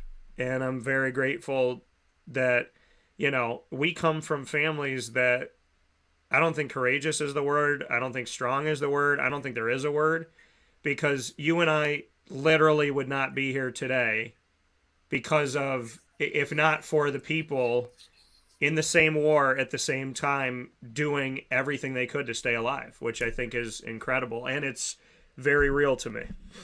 Yeah, absolutely. It's amazing that we, the people who have survived, and the families, the generations of families that have, kept surviving because of these brave individuals who did such amazing things under this insane, horrible situation. So I'm very thankful and appreciative each and every day. You got to be appreciative of all the opportunities you get. No matter how bad things can seem, it's nothing as bad as some of the horrible experiences that your family members had to go through for you to be here, to have the opportunity to complain about dating websites and about horrible movies and Morbius and all those silly movies and all the garbage you go through, and people ripping you off for eggs and milk prices. You wouldn't even have those opportunities for those silly arguments, petty arguments, if it wasn't for these brave individuals. So you have to be very appreciative of what you have and the rights you have to be in this country, and we can make jokes about the president and tease people left and right, and it's because of all these brave people who have put us in the situation where we have the right and freedom to do pretty much whatever we want here. So our troubles are pretty small compared to the things that they had to go through. So that's another thing, to be optimistic. When you think all hope is lost and it's too bleak, this world, it could be a hell of a lot worse, and you're given an opportunity each and every day you wake up to make this world a little bit better. Yeah, I tell people all the time, I'm like, you really have no idea what it's like to be in a world war and to go through this stuff. I don't know what it's like to be there when people complain about their lattes not being made correctly. But, to get back to, everything we were talking about before I let you go, Ross, here on Arson and Coke inside of Wake Up Call with Answer. Wait, not yet. So, but first. No, so but I will tell you, though, to get back to, the dating world and all that stuff, it's just, to me, I just thought it was funny, the juxtaposition, because, you know, you through the same avenue found your wife, and me, like, I got to a point where I'm like, none of these people are close to me. None of these people are near me. They're not listening to any of my, like, they said, where do you want to meet somebody from? And I was like, within 60 miles. And they're showing me somebody that's 372 miles away. So I was like, that's reasonable. 60 miles is reasonable for a date. That's pretty yeah, far away. within 60 miles. And it's like, hey, do you like these girls from 300 miles away? No. And it's like, you know, and then it's like they show you the girls in New York City, and I'm like, that's a plane ride that's 45 minutes. And then, you know, but you hear from them, they're like, but I want you to be here, and I want you to, I was like, don't make demands of me right now. I don't even know you. So, you know, but it's so I got off of it. And so now, you know, I there's a subscription out there for, you know, a month and a half that I'm not using because it's just not exciting. And I did go on, and it wasn't through Match, because Match has given me no dates, but it was through a different one. And I went on one date, Ross, and I want to tell you this. I want to paint this picture for you, because Ross and I always talk about my dates. We're going to do this one publicly. So I went on a date. Are we going to name names? No. I don't name names. Yeah, I don't. No, you can at least give him a covert name. You don't have to give him the real name. Let's come up with a fake name. We'll call her Elmo or something, or Abby Kadabi. Okay. You come up with a Sesame Street name if you have to. Okay, okay, my name, I'll come up with her. I'm going to call her Yacht. Okay, yeah. I'm going to call her Yacht. There's a reason. I'm going to call her Yacht. So this girl is, I'm going to call her Yahtzee. I like Yahtzee better. So I'm going to call her Yahtzee. So Yahtzee and I decide to go out on this date, and she seems like really cool. We talk for a little while on the phone, this and that, whatever. So Yahtzee and I are going on this date, and I come back from Florida to go on the, you know, and I'm going on this date, and I'm excited for it, and I'm coming back, and, you know, I literally had enough time to, like, pick up my dog, drop her off, go on the date.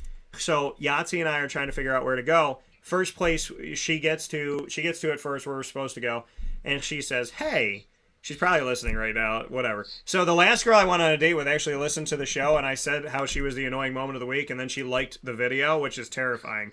So I told you, you're dating jokers. They just want chaos. They don't care if you're making fun of them. They just want to watch the situation. They just want to watch the world burn. They don't care. That's the thing about, you know, it's scary out there. There's men and women out there that just want to be infamous. They don't care if they're famous. They just want to be talked about. So that's like my big brother Cole. All name names. He wants to be infamous. He doesn't care if he's famous or popular or a celebrity. He just wants you to remember him, whether it's good or bad. He wants to be infamous. He'll never forget it. Yeah, so I mean, it's crazy. So anyway, so we're doing the show, or we're out on this date. I'm out on this date with Yahtzee. She calls me up, and she says to me, hey, the restaurant we were supposed to go to has their liquor license, but they don't have any alcohol to sell yet. So do you really want to go here? And I'm sitting here like, my ex-wife was an alcoholic. So, I mean, when, you know, and dating alcoholics is so much fun, everybody. And so I just great for the whole family.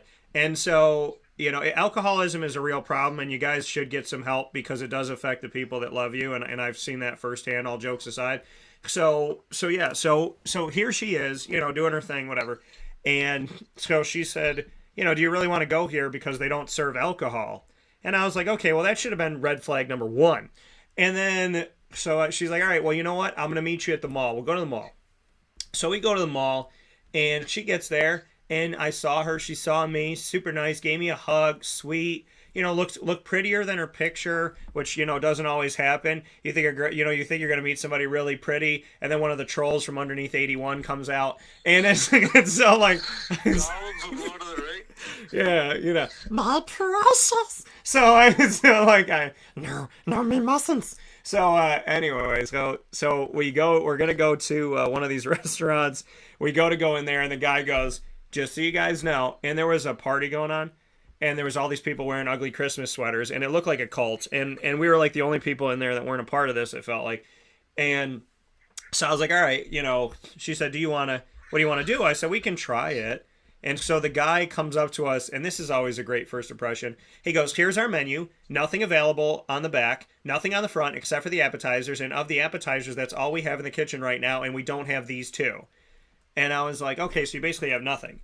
And so we decided to leave, and then, you know, we went up to another restaurant, and we're sitting there, and we're there for a couple minutes, and let's say about 10 minutes, and then she goes, I was like, well, what do you like? She's like, oh, I like IPAs. Now, I don't know what IPA means. I have no idea what it means. I have inappropriate jokes to what I think it means, but I have no idea what it actually means. And she's like, oh, when I was in college, I was drinking those light IPAs and enjoying them. Now I'm a dark IPA. The darker, the better. The deeper, the heavier. And I'm like, whatever. And I was also told, a long time ago, somebody said, if somebody talks a lot about alcohol like they're a connoisseur, they just really like to drink. And they have a lot of information, and they the people that talk to you about wine for hours are probably people that drink wine all the time. And so she's talking about these IPAs, and then she goes, well, what's your drink of choice? And no, before she said that, I said, I don't really drink that much. And I felt an energy come from her that wasn't positive. And then I was like, yeah, I drink sweet stuff. And then I felt like there was a judgment coming. And she goes, well, what's your drink of choice? And I was like, alcoholic? She's like, yeah. And I was like, what? I was like, my water is drink of choice. And she's like, she's like, what's your drink of choice? And I was like, okay, well, this is not a good sign. I was like, I don't know, like Captain and Coke my grandfather used to get. And then she's like, she's sitting there. I'm studying the food menu. She's staring at the beer menu for about 14 minutes. I'm trying to figure out what I want to eat. She's trying to figure out what she wants to drink. And then, I ordered like a hard cider and whatever. And so, we go on this date, we're talking, and she has some thoughts and she has some views on things, and I have some thoughts and views on things, but I'm like more accepting of people that are different than me. And, I'm the type of person where if you're not a jerk and you can justify your opinion, we can have a conversation, be totally opposite sides of the spectrum. Like, if you respect me and you justify your opinion, I'm okay not agreeing with you. Like, I know I'm a crazy person in today's society because I cannot agree with people and still enjoy their company. I know that's weird for people, but it's actually the only way to make the world go round. And if Congress actually acted like this, maybe some things would get done. So you're supposed to be able to talk to people you don't agree with and find a happy medium because that's what life is supposed to be. So we're talking, and she has some views and whatever. And then I told myself, I was like, I'm not kissing her tonight. I always do that, always going for the kiss first. I'm going to take a step back. I'm a classy broad. And so I'm not going to let any of that stuff happen, whatever. And then this girl comes up, and this was God's humor. This was God's beautiful, exciting humor. Greg, I hope you're still here for this. So this was fantastic. This girl comes up, the leggings she had on, the clothes she had, the way her hair was like up and kind of disheveled, and the way she was staring at the ground and her big eyes and her frantic, like weird, erratic movements. So the girl I'm on the date with, she goes, look at this girl. This girl is either heavily medicated or she should be. And I looked up at God. I kept this to myself, and I was like, this was my last girlfriend. This is what she looked like. It was like God saying to me, look at the juxtaposition of what you could have been with. So the girl I'm on the date with, she's like, wow, that girl looks nuts. And I'm like, you have no idea. She is. And so I'm like, so, so I'm on this date, right? And then we're walking out, and I was like, I'm not kissing her tonight. She put lip gloss, and I haven't been on a date in forever because the last girl I dated really didn't want to go on dates. She just wanted to hang out at the house. And so this girl puts on lip gloss, and I'm like, I'm not kissing this girl, so I'm not looking for any signs. And then she's like, do you want gum? And then, like, she took gum, I took gum, and then people were like, oh, you probably could have kissed her. I was like, no, I'm not going to do that on the first date. I don't know if this girl's going to hang around. I'm not the type of person to let my lips just go to anybody. And so she's like, so I said, let me walk you to your car. She's like, no, you don't have to. I was like, no, it's cool. So I walk her to her car, and she has the biggest car I have ever seen in my entire life. The largest vehicle ever. I thought without question that I was going to realize Notorious B.I.G. was alive and he was going to come out of this car because it was a giant white and black Escalade. Massive. It was like the biggest Escalade ever made by humankind. It's one of those things that's like inappropriately taken up like 4 spots in a parking lot. And I'm looking at this thing. And I'm looking at this thing going like, why do you have a Winnebago? Like, why do you drive this? And here's this girl that, I was like, what music do you listen to? She goes, EDM, that was another warning sign. Where is EDM only played? Electronic dance music is only played in clubs. And what do you do in clubs? You drink. So it's like more drinking conversation. But, so I'm thinking like, okay, you could probably play EDM in the car, but, who's going to listen to like, booms, booms, I like cheesecake, booms, booms, like for 18 hours. So well, you give me the cheesecake, I'll listen to anything. I just want to eat cheesecake all day. I'm looking in this car. I'm going, this isn't your car. She's like, yeah, it is. And I'm waiting for Rick Ross to come out. I'm waiting for him to be like, he's like, one of my favorite Rick Ross lines is and I don't say the N word, so I say jigga because I refuse to say the other word because I don't think it's respectful. So my favorite line that Rick Ross says, and I don't know why, but I feel this way every time I'm in a hot tub. And so he says, only fat jigga in the sauna with Jews. And so here I am because I don't think his mom's Jewish or something like that. So I'm not sure. People are going to look it up now and tell me that I'm insane. But anyways, he comes up. But I always think of you, Ross, when I'm in a sauna because I'm like, oh, look at that music. Ross and I should be. That's all I can ever dream about. That you think of me while you're in the sauna. I only do, and it's only you. It's always been you. So if you were in the movie Draft Day with me. And I was Kevin Costner, and you open up the sticky note, it would say Ross Turetsky no matter what. So it was a great line. I love that movie. Yeah, great movie. So to the late great Chadwick Boseman. So I'm in this car and I'm like, what is going on with this vehicle? And by the way, her seat was up, my seat was down. I think it was to emasculate me. I looked like an orangutan. Like every time I tried to like lift and get on something, I looked insane. And so anyways, she's like, yeah, we can go on another date and whatnot. And then we never talked after that. And I'm like, what? Like, what is this dating world that I'm in? But, I thought I was in a rap video. That was number one. And, the drinking thing, it's like, what do you like to drink? And then she's like, oh, I'm going to a party house this weekend. And I'm like, are you with Stifler? Is this American Pie? Like, what do you mean party house? And I call her Yahtzee. Because I like being out on boats and I like doing this and that and I could buy a house right now if I felt like it. And, to me, I don't talk about money. It's just not a part of me. And for somebody that wants to settle down, when you're telling me you're partying all night and you're drinking and you're doing all this stuff, like that's not my world. And my ex-wife was like, well, that's because you're not fun. I was like, no, I'm fun. I'm just the version of fun where I don't need to be passed out drunk. That's my version of fun where I'm coherent. But yeah, Ross, so the date that I went on, I wanted to know your thoughts. But she asked me about alcohol. We talked about alcohol. And we talked about some other stuff. She doesn't like Disney. And she doesn't watch. It's not going to work for you. You go to Disney like 10 times a year. You love Disney, so that probably is another red flag for you. You're not going to like I that. chuckle when you say 10 times. Yeah, I know. You're like, that sounds like it's more like 30 times. I know, because usually you go to like a Jaguars game. You go besides Disney, besides Jaguars. You go to a Jaguar game by the next day or later that night. I know I'll see pictures of you at Disney. So I'm like, you love Disney. So if anyone who you're with doesn't like Disney, I don't think that's going to work. Yeah, and she's like, and then she said something to me that really was off-putting to me. She was like, if I don't know if I could have, like, if I knew that my kid was going to be born with a disability, I don't know if I'd want to raise that kid.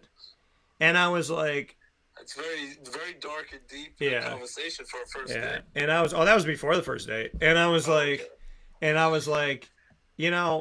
to me, I could never think that. Like, if they told me, hey, your child might be born and I don't even know what the terminology is, so forgive me, people, if I say it. But when growing up, they say if somebody was born with Down syndrome or something like that, and she's like, yeah, I don't know if I have the patience to deal with it. And I'm sitting here going, like, if God gave me a child with an arm shooting out of his forehead, I would take care of that child. I could never.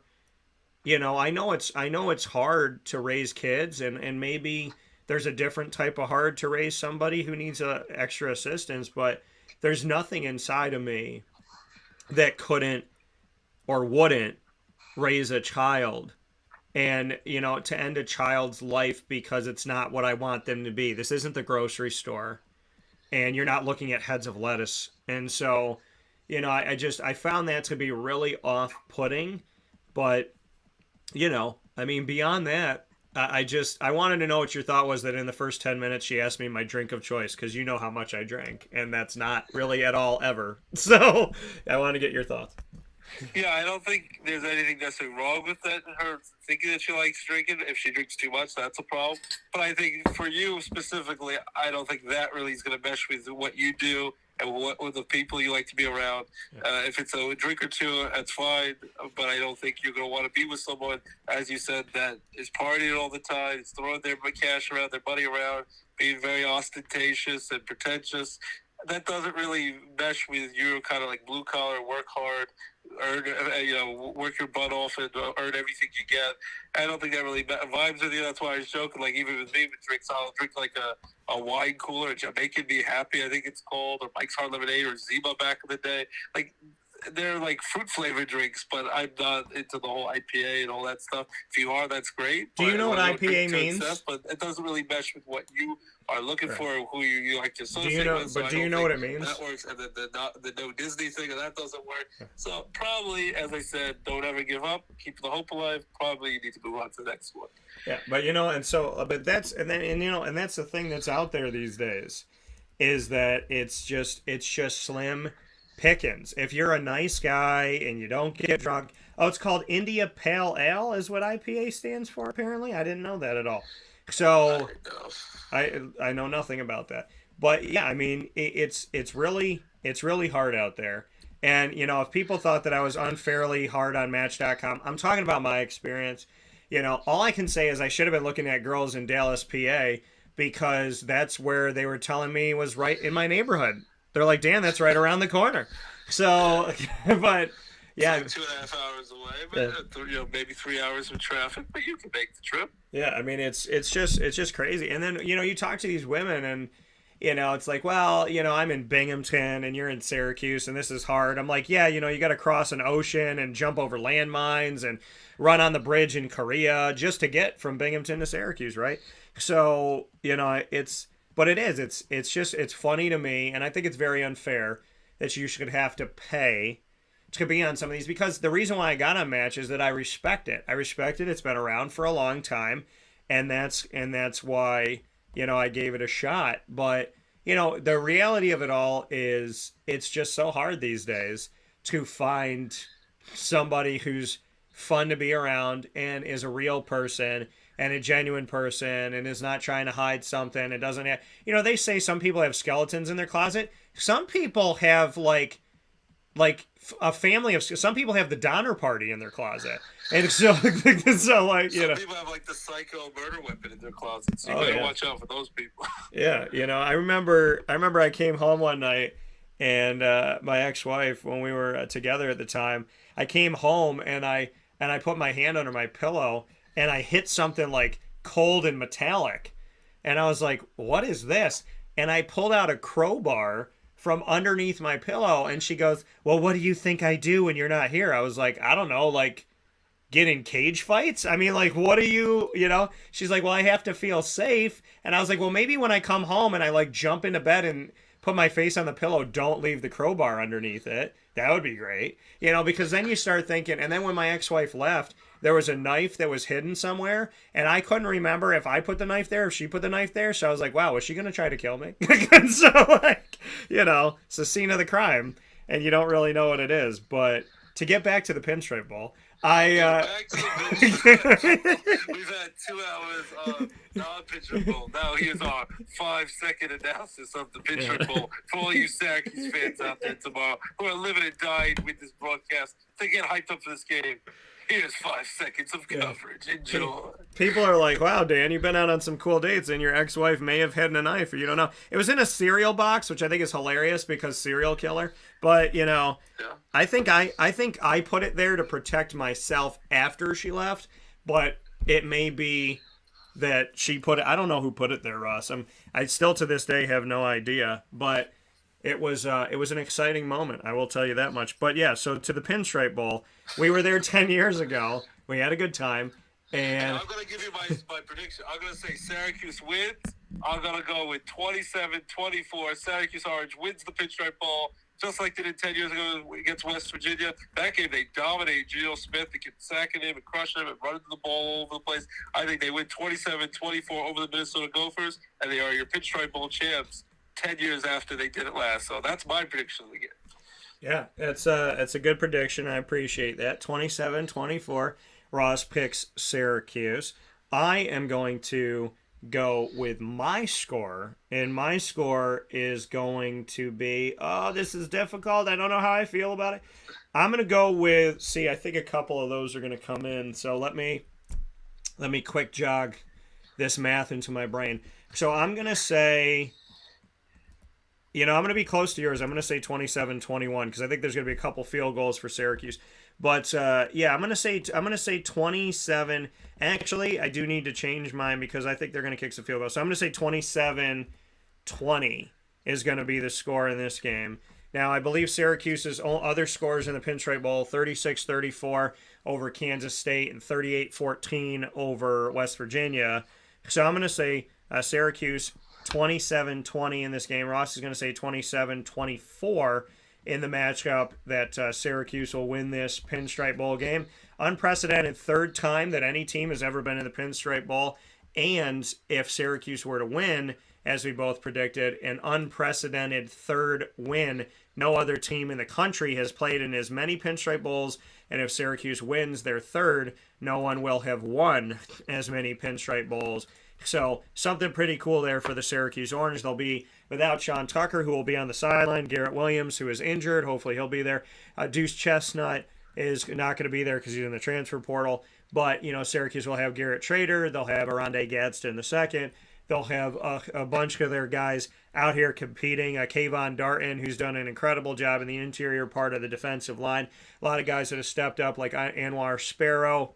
And, the Eric Coleys of the world who's finishing up his time. So much appreciation and much respect to the guys that are going to be there on the sideline and guys that are going to be there on the field.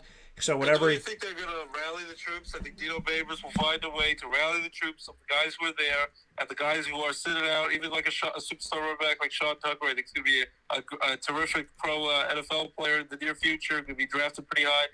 He'll be on the sidelines. Hopefully he'll be engaged in the game. Cheer on his guys, see what he sees out there, giving them tips. I think they'll rally the squad out there, and I just think they're going to find a way to get it done.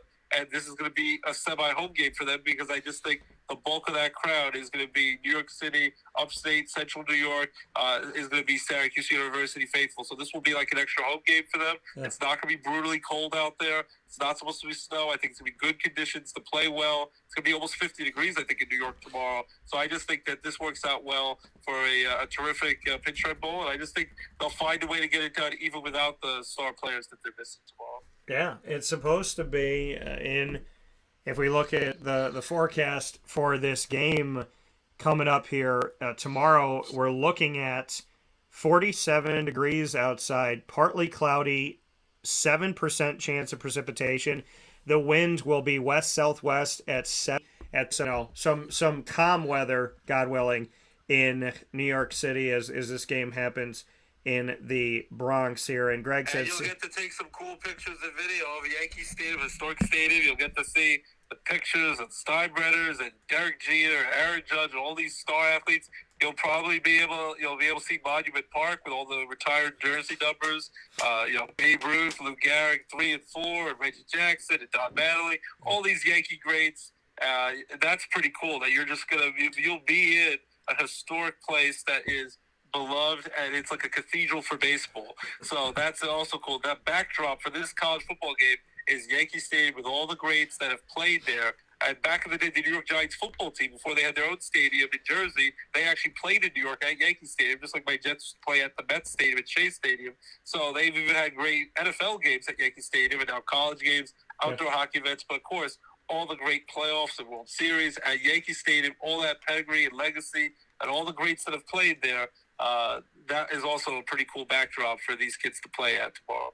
Yeah, very excited for it. Pinstripe Preview Week here on Wake Up Call with Dan Tortora inside of the Cafe Kubal Studios, hanging out with you where sports truly meets that thing called life. And we appreciate Ross being here for another edition of Arson Coke, this time a Pinstripe Preview edition. Ross, your overall thoughts on our conversation today before I let you go?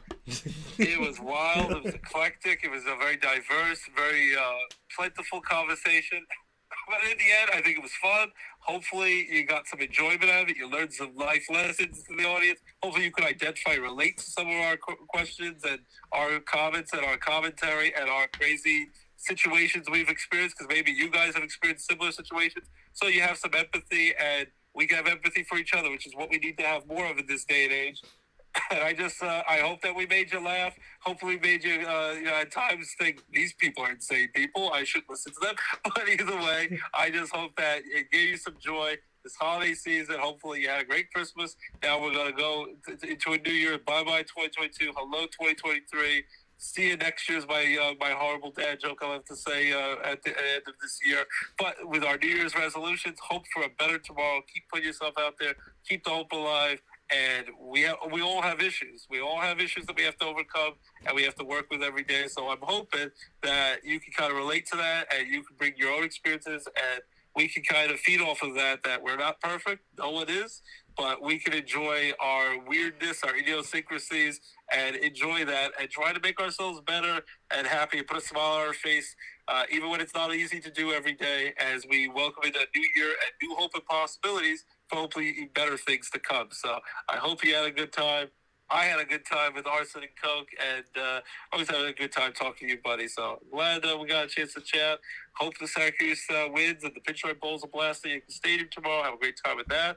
And it's just going to be exciting stuff. So, and then your Jacksonville Jaguars right now, division lead, they might make the playoffs. That'd be cool. Go to a playoff game, especially a division winner. They'll have a home playoff game. Your Cowboys are making the playoffs. So a lot of exciting stuff to come. And baseball, as I like to give a count, will be back before you know it. We're only about 90 days away from real baseball. The spring training race starts in like a month. So I'm excited. I know I'm insane, but it's cold outside. So I like to warm up by thinking of warm baseball being played, spring training in Florida and Arizona. And that will be here in just about a month. So it's exciting. And thanks for having me on. And Happy New Year. And I'll see you next year, buddy. Yeah. And once again, to you, a very happy Hanukkah and a Happy New Year to you and to your family. And I know you celebrate Christmas and Hanukkah, so Merry Christmas and Happy Hanukkah. And, just to everybody out there, we joke around, we have fun here on the show, but ultimately what we want for you is to be happy. And we talk about stuff because it's real, and, Wake Up Call is where sports meets life. So to me, prejudice, racism, sexism has no place in our society. I wish that people knew that. And, and to go beyond that, just be nice to people individually, right? You don't have to be prejudiced, sexist, or racist to be a mean person. So just be good. Don't group people. Be kind to people. Treat people as each new opportunity. Don't have hate in your heart. It's so much easier in life to be mean than it is to be nice. And I want better for us. So as much as we sit here on the show and we talk about a lot of different things, we really hope that you find love, you find goodness, that you have people that care about you and love you and hold you tight, and that above all things, hopefully you believe in God and something bigger than you, because he's there, and, it'd be nice to say hi to him every once in a while. So please be safe, be good, be kind, be compassionate, and know that Arson and Coke will always be here to talk to you about all different things, to read bedtime stories to the children of today, and of course to talk about all the other stuff in life and have a good time with that. And to Match.com, I hope that if you and I ever cross paths again, it's better. So, listen, am I telling the truth, Ross? I'm telling about my experience, right? So, I experienced a lot of similar things there, so I don't totally blame you on that. Yeah, and all I'm saying is you don't charge somebody. You don't walk through the front door and say, hey, we're not going to show you our product or our service or let you have any idea what this is going to be unless you pay us for it. You know what I mean? You don't go buy a car if you don't test drive it. You don't do that stuff. You're supposed to let people experience it.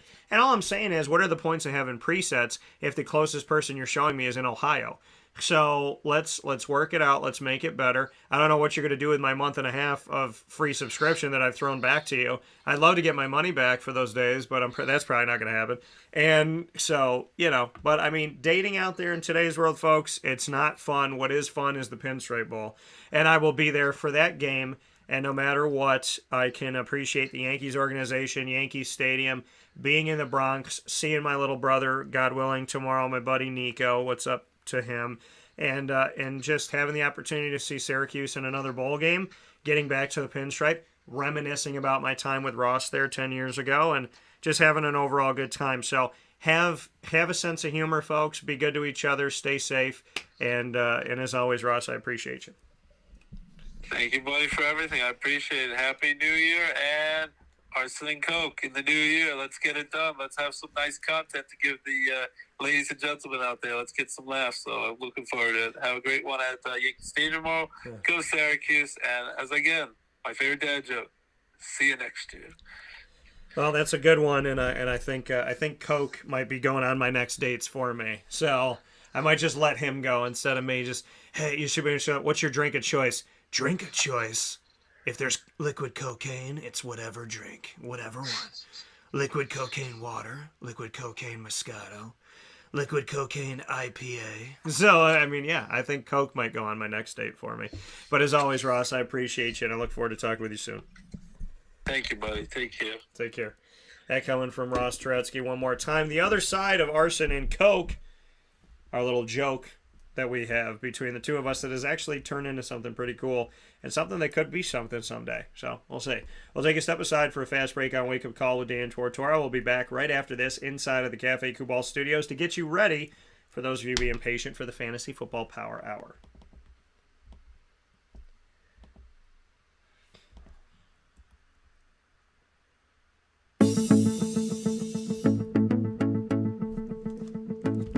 Avicoli's, located on the corner of Route 57 and Wetzel Road in Liverpool, New York, has been your trusted neighbor for decades. Located just steps from Liverpool High School, we're happy to have the Liverpool Warriors on-site, on-location broadcast at Avicoli's through Wake Up Call with Dan Tortora every single month, featuring student athletes, coaches, and administration throughout the year from Liverpool High School. Head out to Avicoli's today on the corner of Route 57 and Wetzel Road in Liverpool, New York, open Tuesday through Sunday for lunch, dinner, and drinks. We'd love to see you out there. And of course, you can call them at 315-622-5100 for takeout, delivery, and catering. That's 315-622-5100. And also find them on myavicolis.com. That's myavicollis.com.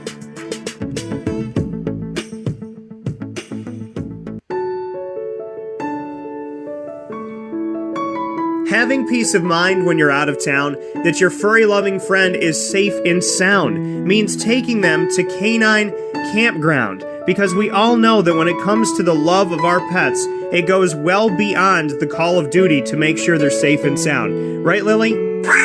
So take a ride to 242 Johnson Street in East Syracuse, New York, and see Canine Campground and where your dog will be staying, in the classic cabin, the executive cabin, the grand cabin, or of course the luxury cabin, because if you know Lily, you know she loves luxury. Now you don't have to wait to the last minute to find a family member or a friend that'll take your dog for a few days. Call Canine Campground at 315-299-4013. That's 315-299-4013. Their drop-off and pickup times are Monday through Sunday. Check K9campground.com for more information. That's the letter K, the number 9, and campground spelled with a K.com. K9campground.com. When you're going out of town, bring your dog to Canine Campground.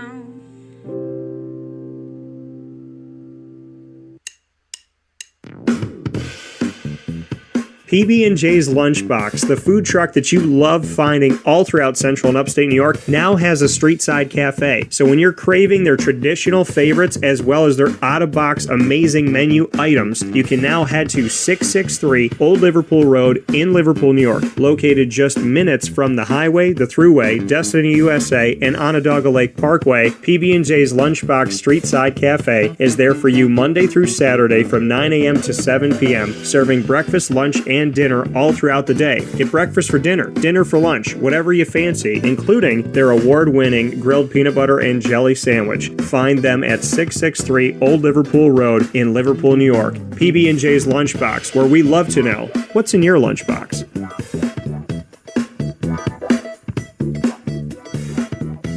This is a special message from 317 at Montgomery restaurant owner Joel Carpenter. Open Tuesday through Saturday for your dining pleasure on 317 Montgomery Street in Syracuse, New York. We wanted to be a part of the resurgence of Syracuse. We saw a lot of money being put into bringing people back downtown and thought that, we'd like to be a part of that. I love putting together a good dish where people see it first, they fall in love with it, and then it tastes just as good as it looks.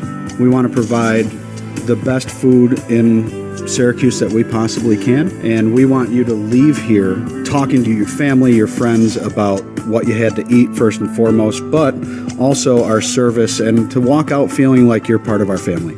I work out in the front of the house a lot, and I love walking to every single table, asking them how everything is, and people looking at me and smiling and saying, this is the most amazing short rib I've ever had. This is the most amazing filet I've ever had. And Donna is great. Sarah's amazing. Thank you for coming over and talking to us. And them just being truly happy for the experience that they've gotten. 317 at Montgomery Restaurant, part of the fabric of downtown Syracuse, located on 317 Montgomery Street in Syracuse, New York. Open Tuesday through Saturday for a unique and memorable dining experience.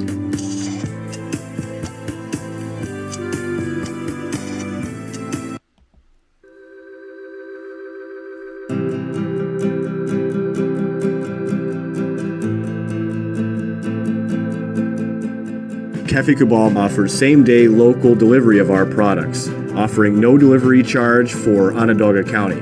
Shop cafecabal.com for fresh roasted coffee beans, cold brew, travel mugs, and all your essential Cafe Cabal needs. Cafe Cabal, coffee for the soul.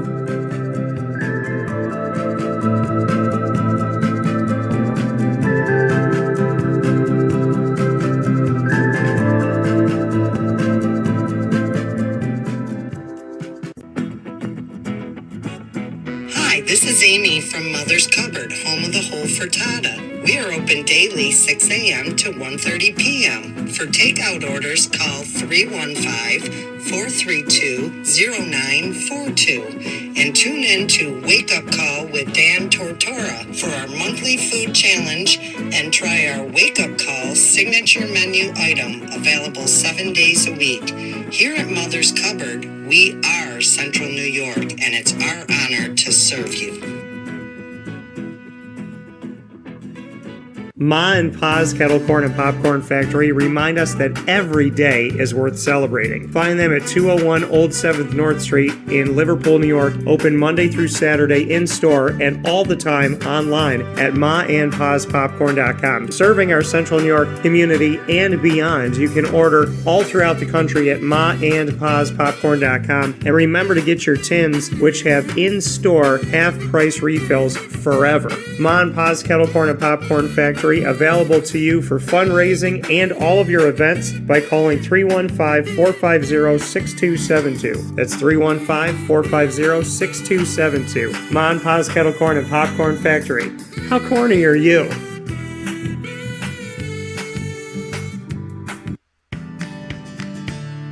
Woody Wicks Candles and Gift Shop, Township 5 Camillus, where you will find handcrafted all-natural soy wax candles over 60 cents to freshen up your home.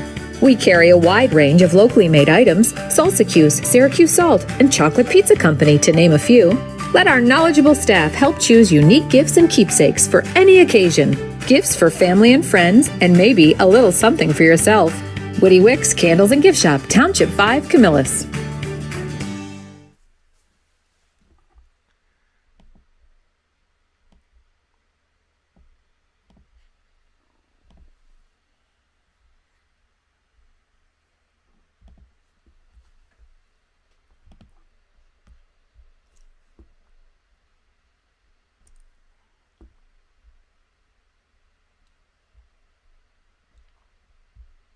This is a special message from Merritt Brady, owner-operator of Chick-fil-A Watertown on 1290 Arsenal Street in Watertown, New York. Chick-fil-A for me has always been about the people. I think it starts with the strength and leadership of the Cathy family. It's just amazing to see a family-run business reach the altitude that they have.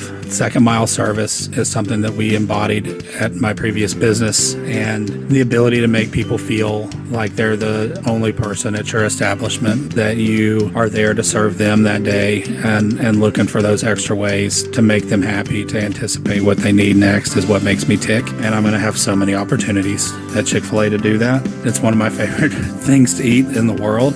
My favorite application question or interview question when I'm interviewing is when I get to, have you ever eaten at Chick-fil-A? And a smile hits both their ears. You know, they can't even answer the question for a second. And when I see that, it's like, man, that's going to be a great hire. They already get it. They already feel it. They already know that we're different. The Chick-fil-A experience, it's a real thing. And then, of course, just our generosity and community involvement and making a positive impact in the lives of our team members, our guests, and the community in general, I think is really the secret sauce. Chick-fil-A Watertown on 1290 Arsenal Street in Watertown, New York. Coming to you fall 2022.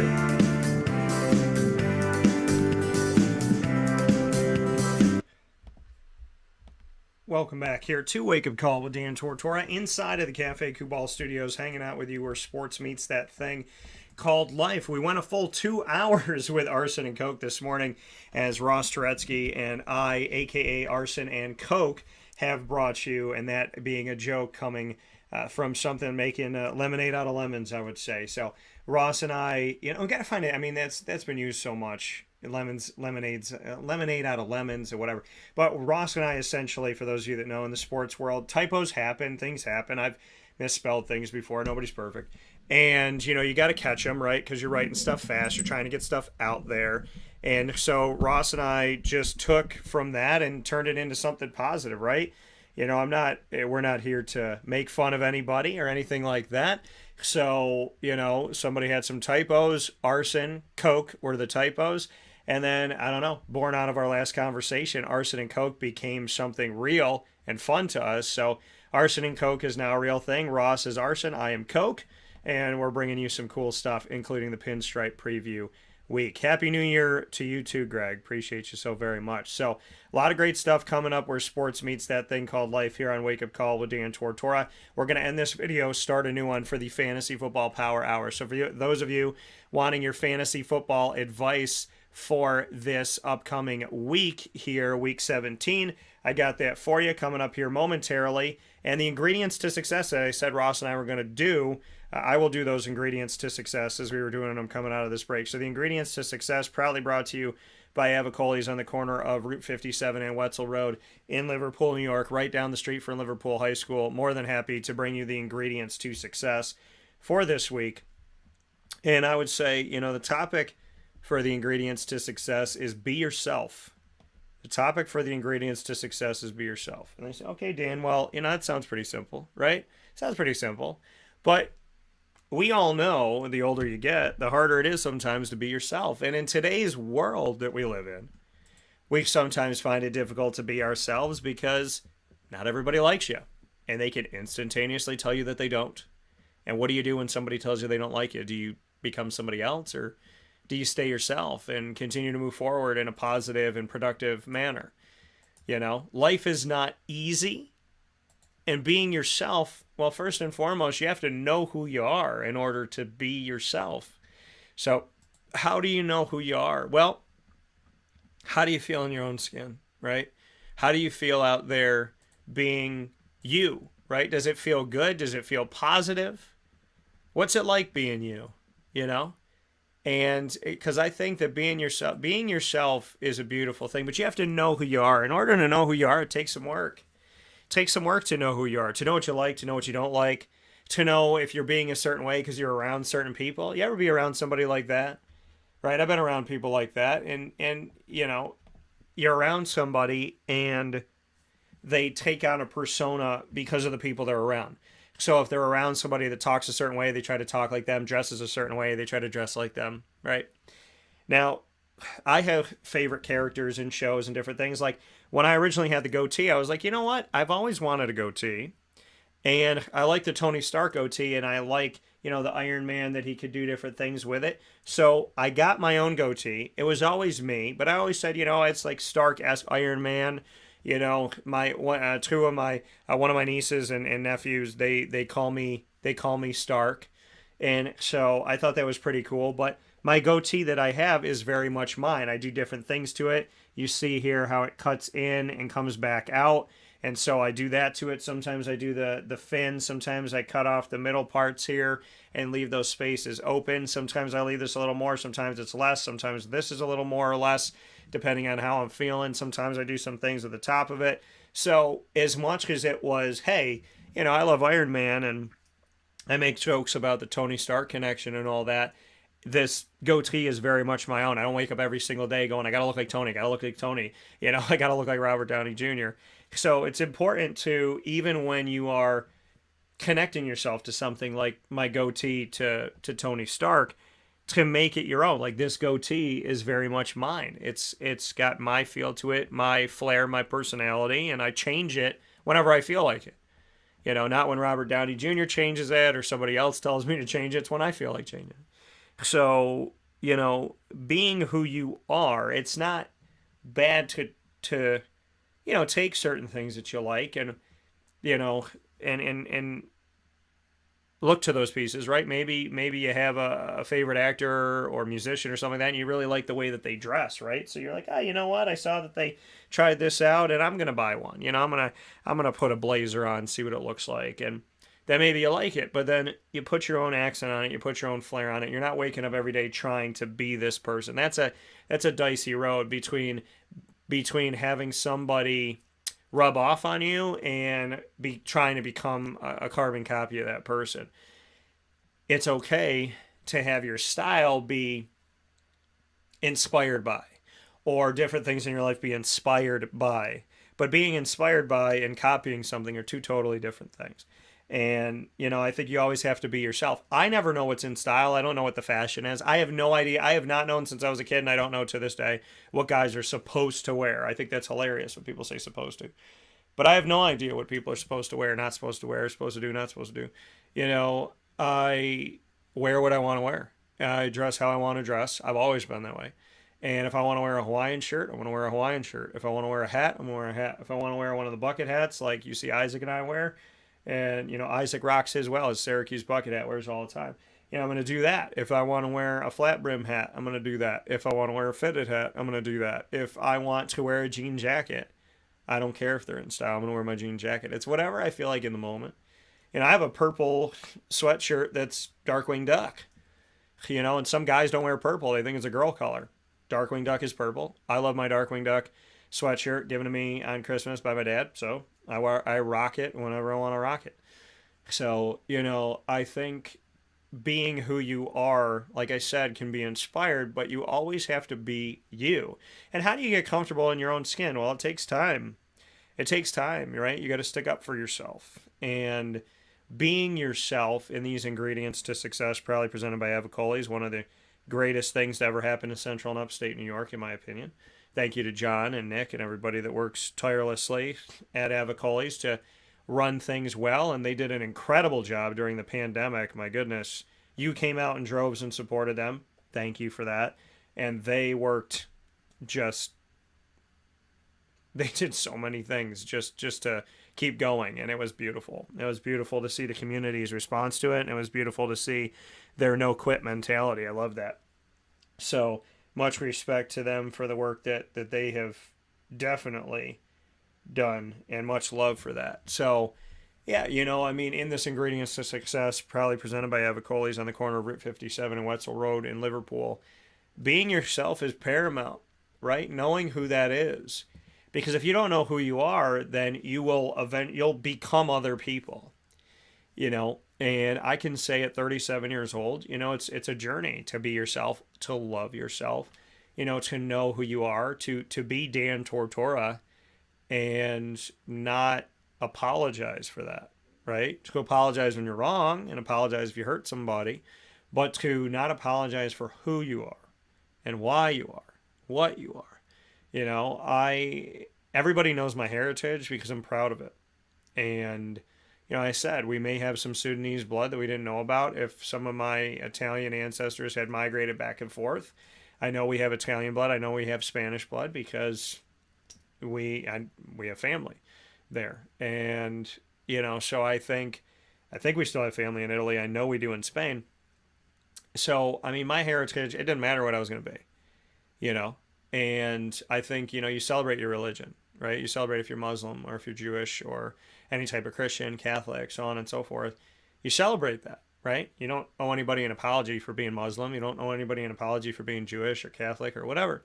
And you don't owe anybody an apology for being Spanish or German or Welsh or Dutch or Swedish or so on and so forth.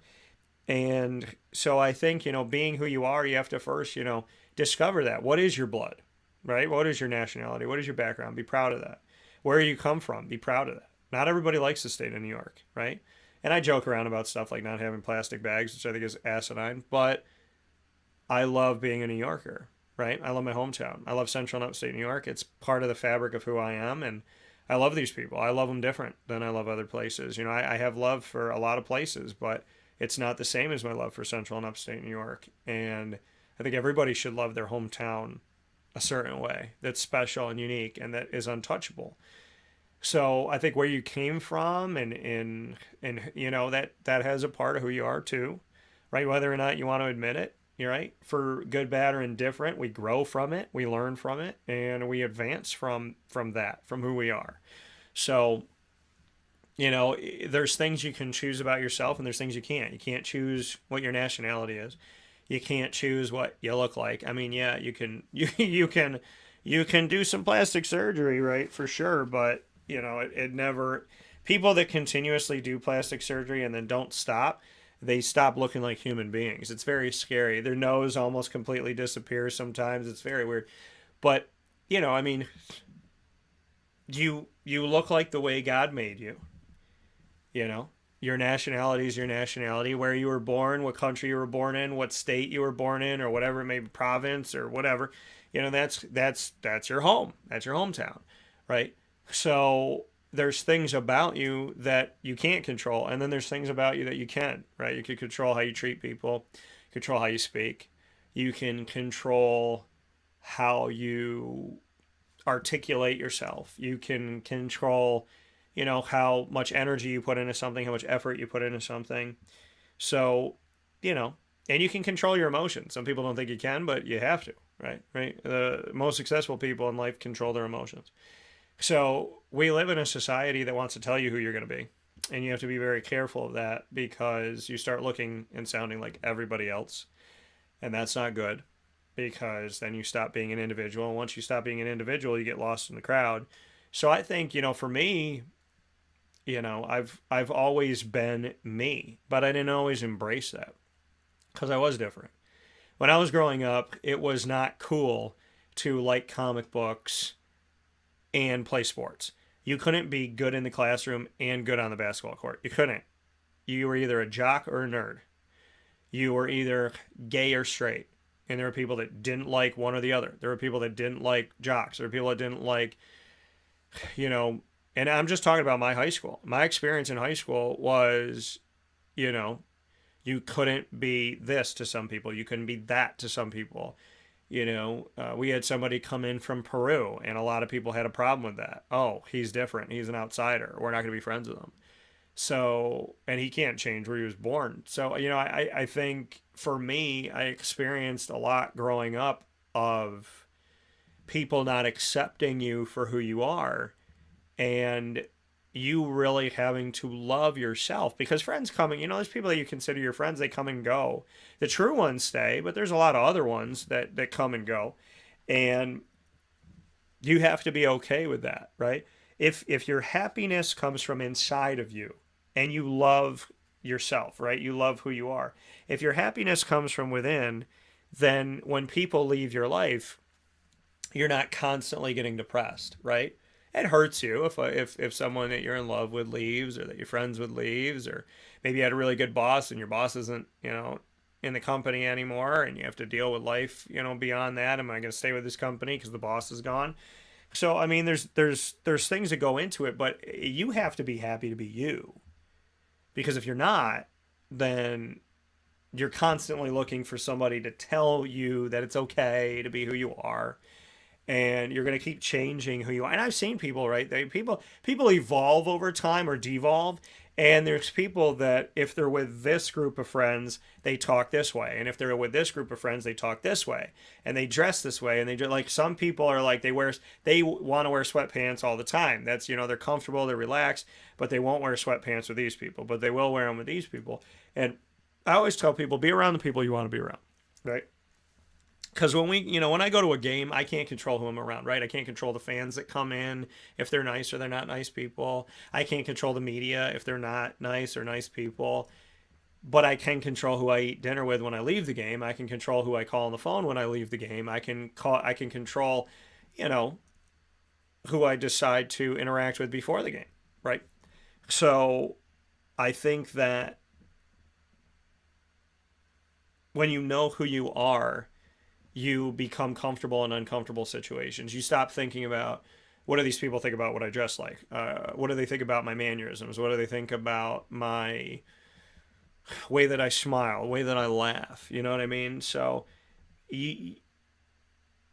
there's only one option in life, and that is to be yourself. But you can't be that until you know who that is. And in order to find out who that is, you have to look at the things that you really defend, right? When somebody makes fun of you, those things that really hurt you, that really get to you, right? Oh, they made fun of my heritage, and that really hit me. Well, okay, so your heritage is important to you. They made fun of the way that I laugh, and then you try to change your laugh, and you just don't feel like you, and then you stop laughing altogether. Once you know who you are, you can move forward, and you don't care if dates don't work out. You don't care if job opportunities don't work out. It may affect you, right? But you get to a point where, I have people in my family that are blood. And when I see them, it's all about them. It's all about them. And I see them in situations where they talk to you like they care, and then you never hear from them for the rest of the year until somebody else dies or something else happens, right? There's people in my family that unless somebody gets married or dies, they don't care about you. And if they care about you, they got a really bad way of showing it. And then there's other people that, they see you and they hug you, and they really mean, like, I want to see you, right? We're seeing each other in tough circumstances, but I love you. There's people that hug you up and say, God, I miss you. We need to hang out more. And there's people that give you a hug, and that they're probably already thinking about the next thing they're going to do. And I'm going to be nice to everybody, right? I just went to honor one of my family members at a wake and a funeral, and there were people at that wake and funeral that were selfish. And I'm sitting here like, there is a person that we love, or supposed to love, right, that just passed away, and that doesn't even matter to you, right? You're here with an agenda. You don't go to a wake with an agenda. And so, I think, to me, in those moments, you have to be around those people, but you choose how long you talk to them. Like, I was around the fake people and the real people, and I spent a ton of time with the real people, and I shook hands with the fake people and moved on. A bunch of handshakes for the fakes is what Drake said, right? So, I think that when you know who you are, you stop worrying about, okay, I'm at the wake, did I dress a certain way? Are they talking about? I don't care if anybody talks about me. I was there for my uncle. I wasn't there for anybody else. I was there for one of the greatest people I've ever met. They gave me amazing advice and will continue, I know, from heaven to guide me and guard me and be a resource and just a place of love and a beacon of hope. I'm so happy he's back with his wife. And I'm not here to witch hunt and talk bad about anybody at all. I'm using it as an example to tell you that you're not going to be in situations all the time that feel good and that are comfortable, right? But when you know who you are, you dress the way you want to dress, and you don't think about it. I put clothes on, and I never thought about it after that. I supported and sat with somebody that I love and I appreciate, and I didn't care what anybody thought about that.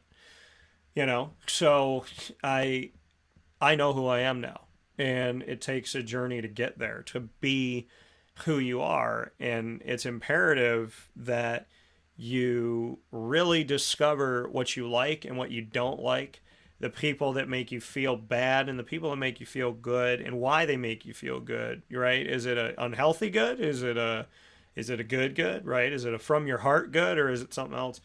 And it sounds complicated when you describe it, but really, I took the drama out of my life. I stay away from it. So am I going to be mean to someone who I know is going to be dramatic at a wake? No, I'm going to give them a hug and say, hi, how are you? How's everything?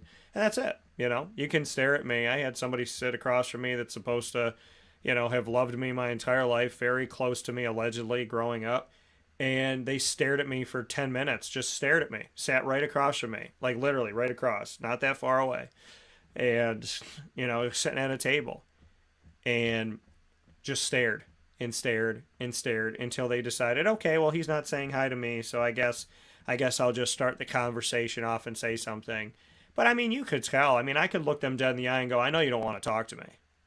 I mean, I could have said that, but I'm not going to do that. Why? Because I'm not here for that. I'm here for my family. I'm here for the people that do love me and the people that do support me. And, and I think that those are the people that you have to hold on to. And being around those people, the people that really love you, they'll remind you of who you are, right? When you're having a really low moment, the people that truly care about you, they're going to remind you, and the people that don't really love you, they're going to remind you too, inadvertently, of what you care about and what matters to you. Because I can tell you, being in situations that maybe were uncomfortable for some people, I was totally fine. Because I'm proud of my voice, I'm proud of my career, I'm proud of what I look like, I'm proud of how I go about my business, I'm proud of the way that I love the person that passed away, I'm proud of the way that I love the people that love me and that I'm really close to, I'm proud of my relationship with God, I'm proud of my faith, I'm proud of my prayer, and that was all that mattered to me. So, my ingredients to success for you is, if you don't know who you are and you really feel like a loss of identity, that's a sad thing, and that's a crucial thing, and it's okay. It's okay to not know who you are, but it's not okay to stay that way. So my advice for you today, if you're sitting here struggling, listening to the show and watching the show and saying, well, Dan, I don't really know who I am. I feel like I lost myself in this job, or I lost myself in this relationship, or I lost myself in this habit, or I lost myself in, whatever it may be, right? My best advice to you is to start to remember what you like, to think about the things that matter to you, why they matter to you, and to really develop on who you are, and to take the outside. If alcohol was taken away, if soda was taken away, if candy was taken away, if your job was taken away, if intimacy was taken away, and things of the body were taken away, and you were just left with no materials, like, what about you do you love? What's it matters to you? Because I think that's a good way to figure it out, right? Is if you took somebody away from vacation, away from palm trees, away from the sand, away from all their material goods, away from that really beautiful person that they're dating or handsome person, what matters to them, right? If you take away all the shiny stuff, why do you love yourself? That would be something I would tell you as an ingredient to success, to figure out what it is, and to really start loving yourself for who that is. Don't love yourself when people text you back. Don't love yourself when you can feel good when somebody texts you back. You go on a date, you get a job, you get the house you want. Those are feel good moments, but they shouldn't make you who you are. If something doesn't work out in dating anymore, I don't care, because it wasn't meant to. And why am I going to spend time on somebody who's obviously not going to spend time on me? So I'm totally fine going, yeah, you're not interested. That's cool. And you move on, right? I'm totally fine with blood relatives not liking me because I didn't do anything to them. So, if I had done something to them, then I'd be the first person to walk up and say, hey, you know what? Last time we saw each other, I said this or I did this. I want to apologize. It's probably why we're not talking. It's actually quite the opposite. They did things that they didn't apologize for, and then they expected an apology. And I don't apologize for people. I don't apologize for other people. I did that, and it's not fruitful. It's very damning, and you don't love yourself when you do stuff like that. So, your ingredients to success of being yourself is discovering who that is when you strip all the shiny stuff away. And if you think of if the way you think about yourself is directly and immediately affected by what people say and do to you. Because if that's the case, then you're really not loving yourself and being yourself. You're being whoever people want you to be in the moment that makes you feel good, right? And that's not good, right? When you see these people like Dan, these people are so famous, they travel the world, they have like these awesome friends, they have a mansion, they have all this money and all this power. Why would they take their own life? Because they're not happy. Because the shiny things, if stripped away, they don't like themselves. Nobody's going to give up on their life that loves themselves, right? So, in order for you to love yourself, you have to know yourself. And you have to really take a look at the lives of people out there and say, you know, Jason David Frank, Kate Spade, Robin Williams, incredibly talented people. But they weren't happy. So what is more important to you? Other people liking you or your happiness? Having shiny stuff or your happiness? Being able to put your head on a pillow at night and sleep sweetly knowing that you aren't mean to people? Or what they think of, you know what I mean? So being yourself is not as easy as it sounds at first, but once you get there, once you know who you are and you love who you are, you know, I don't want you to get skinny and fit because other people want you to. I want you to do it because you want to. I don't want you to play basketball because other people want you to. I want you to play basketball because you want to. I don't want you to listen to this show because somebody said you have to. I want you to listen to the show because you want to.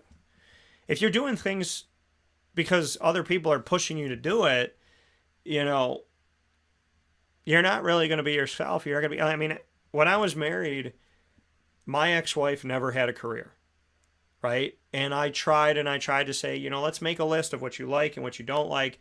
If you don't know the exact job you want, let's just do likes and dislikes. So let's try and figure out a job from that. I tried to do everything in my power to help her, but she didn't want to have a career. She didn't want to commit to a job. She didn't want to commit to anything. And she just wanted to sit and do her, and that was it. And no matter how many times I tried to bring the horse to water, she didn't want to drink. So, you know, at the end of the day, she had 1,000 different jobs in a short amount of time, and I don't know if she's happy today. I hope she is. But you can try to push somebody in the right direction and help them in the right direction. But at the end of the day, what you're going to realize about life is people only go where they want to go. They only do what they want to do. You know, when somebody goes, oh, well, you have to text them because they're never going to text you. Oh, if they want to talk to you, they will. If they're interested, they will. You know, and I know that. I know that. When somebody wants you for a job or they want to date you or they want to hang out with you or whatever it may be, they will come after that. They will come after that. And nothing gets in the way of somebody wanting something because they're gonna try for it, right? They're gonna try for it. So I would tell people, don't worry about what other people are doing. Worry about what you're, not even worry. Think about what you want to do and how you want to do it. You know, I was told, you know, you're single, Dan, you're a nice guy. Try to be a jerk. Women like jerks. Try to be a jerk. And I replied to those people, no. Because if I get a woman by being a jerk, then yes, I succeeded in having a significant other, but at the cost of losing who I am. And that is not worth it. There is nothing in your life that you can get, be it a significant other, shiny thing, whatever. There's nothing in your life, tangible or intangible, that you can receive that's going to be better than than having who you are. If you give yourself up to gain something, you've lost everything. And eventually you won't be happy. And then you see these people that take their own lives that have so much. They have fans, they have stardom, they have characters they're beloved for, they have merchandise, they have their name on all this stuff. And it doesn't matter. At the end of the day, you have to love yourself and be who you are and know who you are, or else you will never be truly happy. So my ingredients to success for you today is, if you don't know who you are, to start chipping away at that. Start figuring out what you like and what you're about. Because your true happiness is going to come when you really hunker down and realize who you are. You stop apologizing for the TV shows you like. You stop apologizing for the way you laugh and your mannerisms, and if you use your hands a lot, or if you don't, you stop apologizing for. I never think about, oh, what if women don't like my goatee? Well, then I'll shave it off to date them. No, then I just won't date them. I like my goatee, and until the day I want to shave it off, I'm not shaving it off. That's not me being selfish. That's me being myself. I like my face with a goatee. How dare somebody come in and go, I like your face, but not with that. And that's what my ex-wife said to me, and that was the last conversation we had in public. So, I think you need to know who you are, and if you don't know, start cracking away at it, getting to know it, and support it and love it, because nobody's going to love you more than you love you. Only God can love you more than you love you, but no human being can love you more. Nobody can. Because nobody knows you like you know you, except for God. So be good to yourself, be kind, be compassionate, and stop trying to please the world, and just work on being a good person and being good to yourself and knowing who you are. With that being said, we're going to end this video and start our fantasy football video. We're doing a lot of extra time here with you today, but I owe that to you, because being late to the party means, well, you got to make up for it somewhere else. So we're going to take a step aside on YouTube and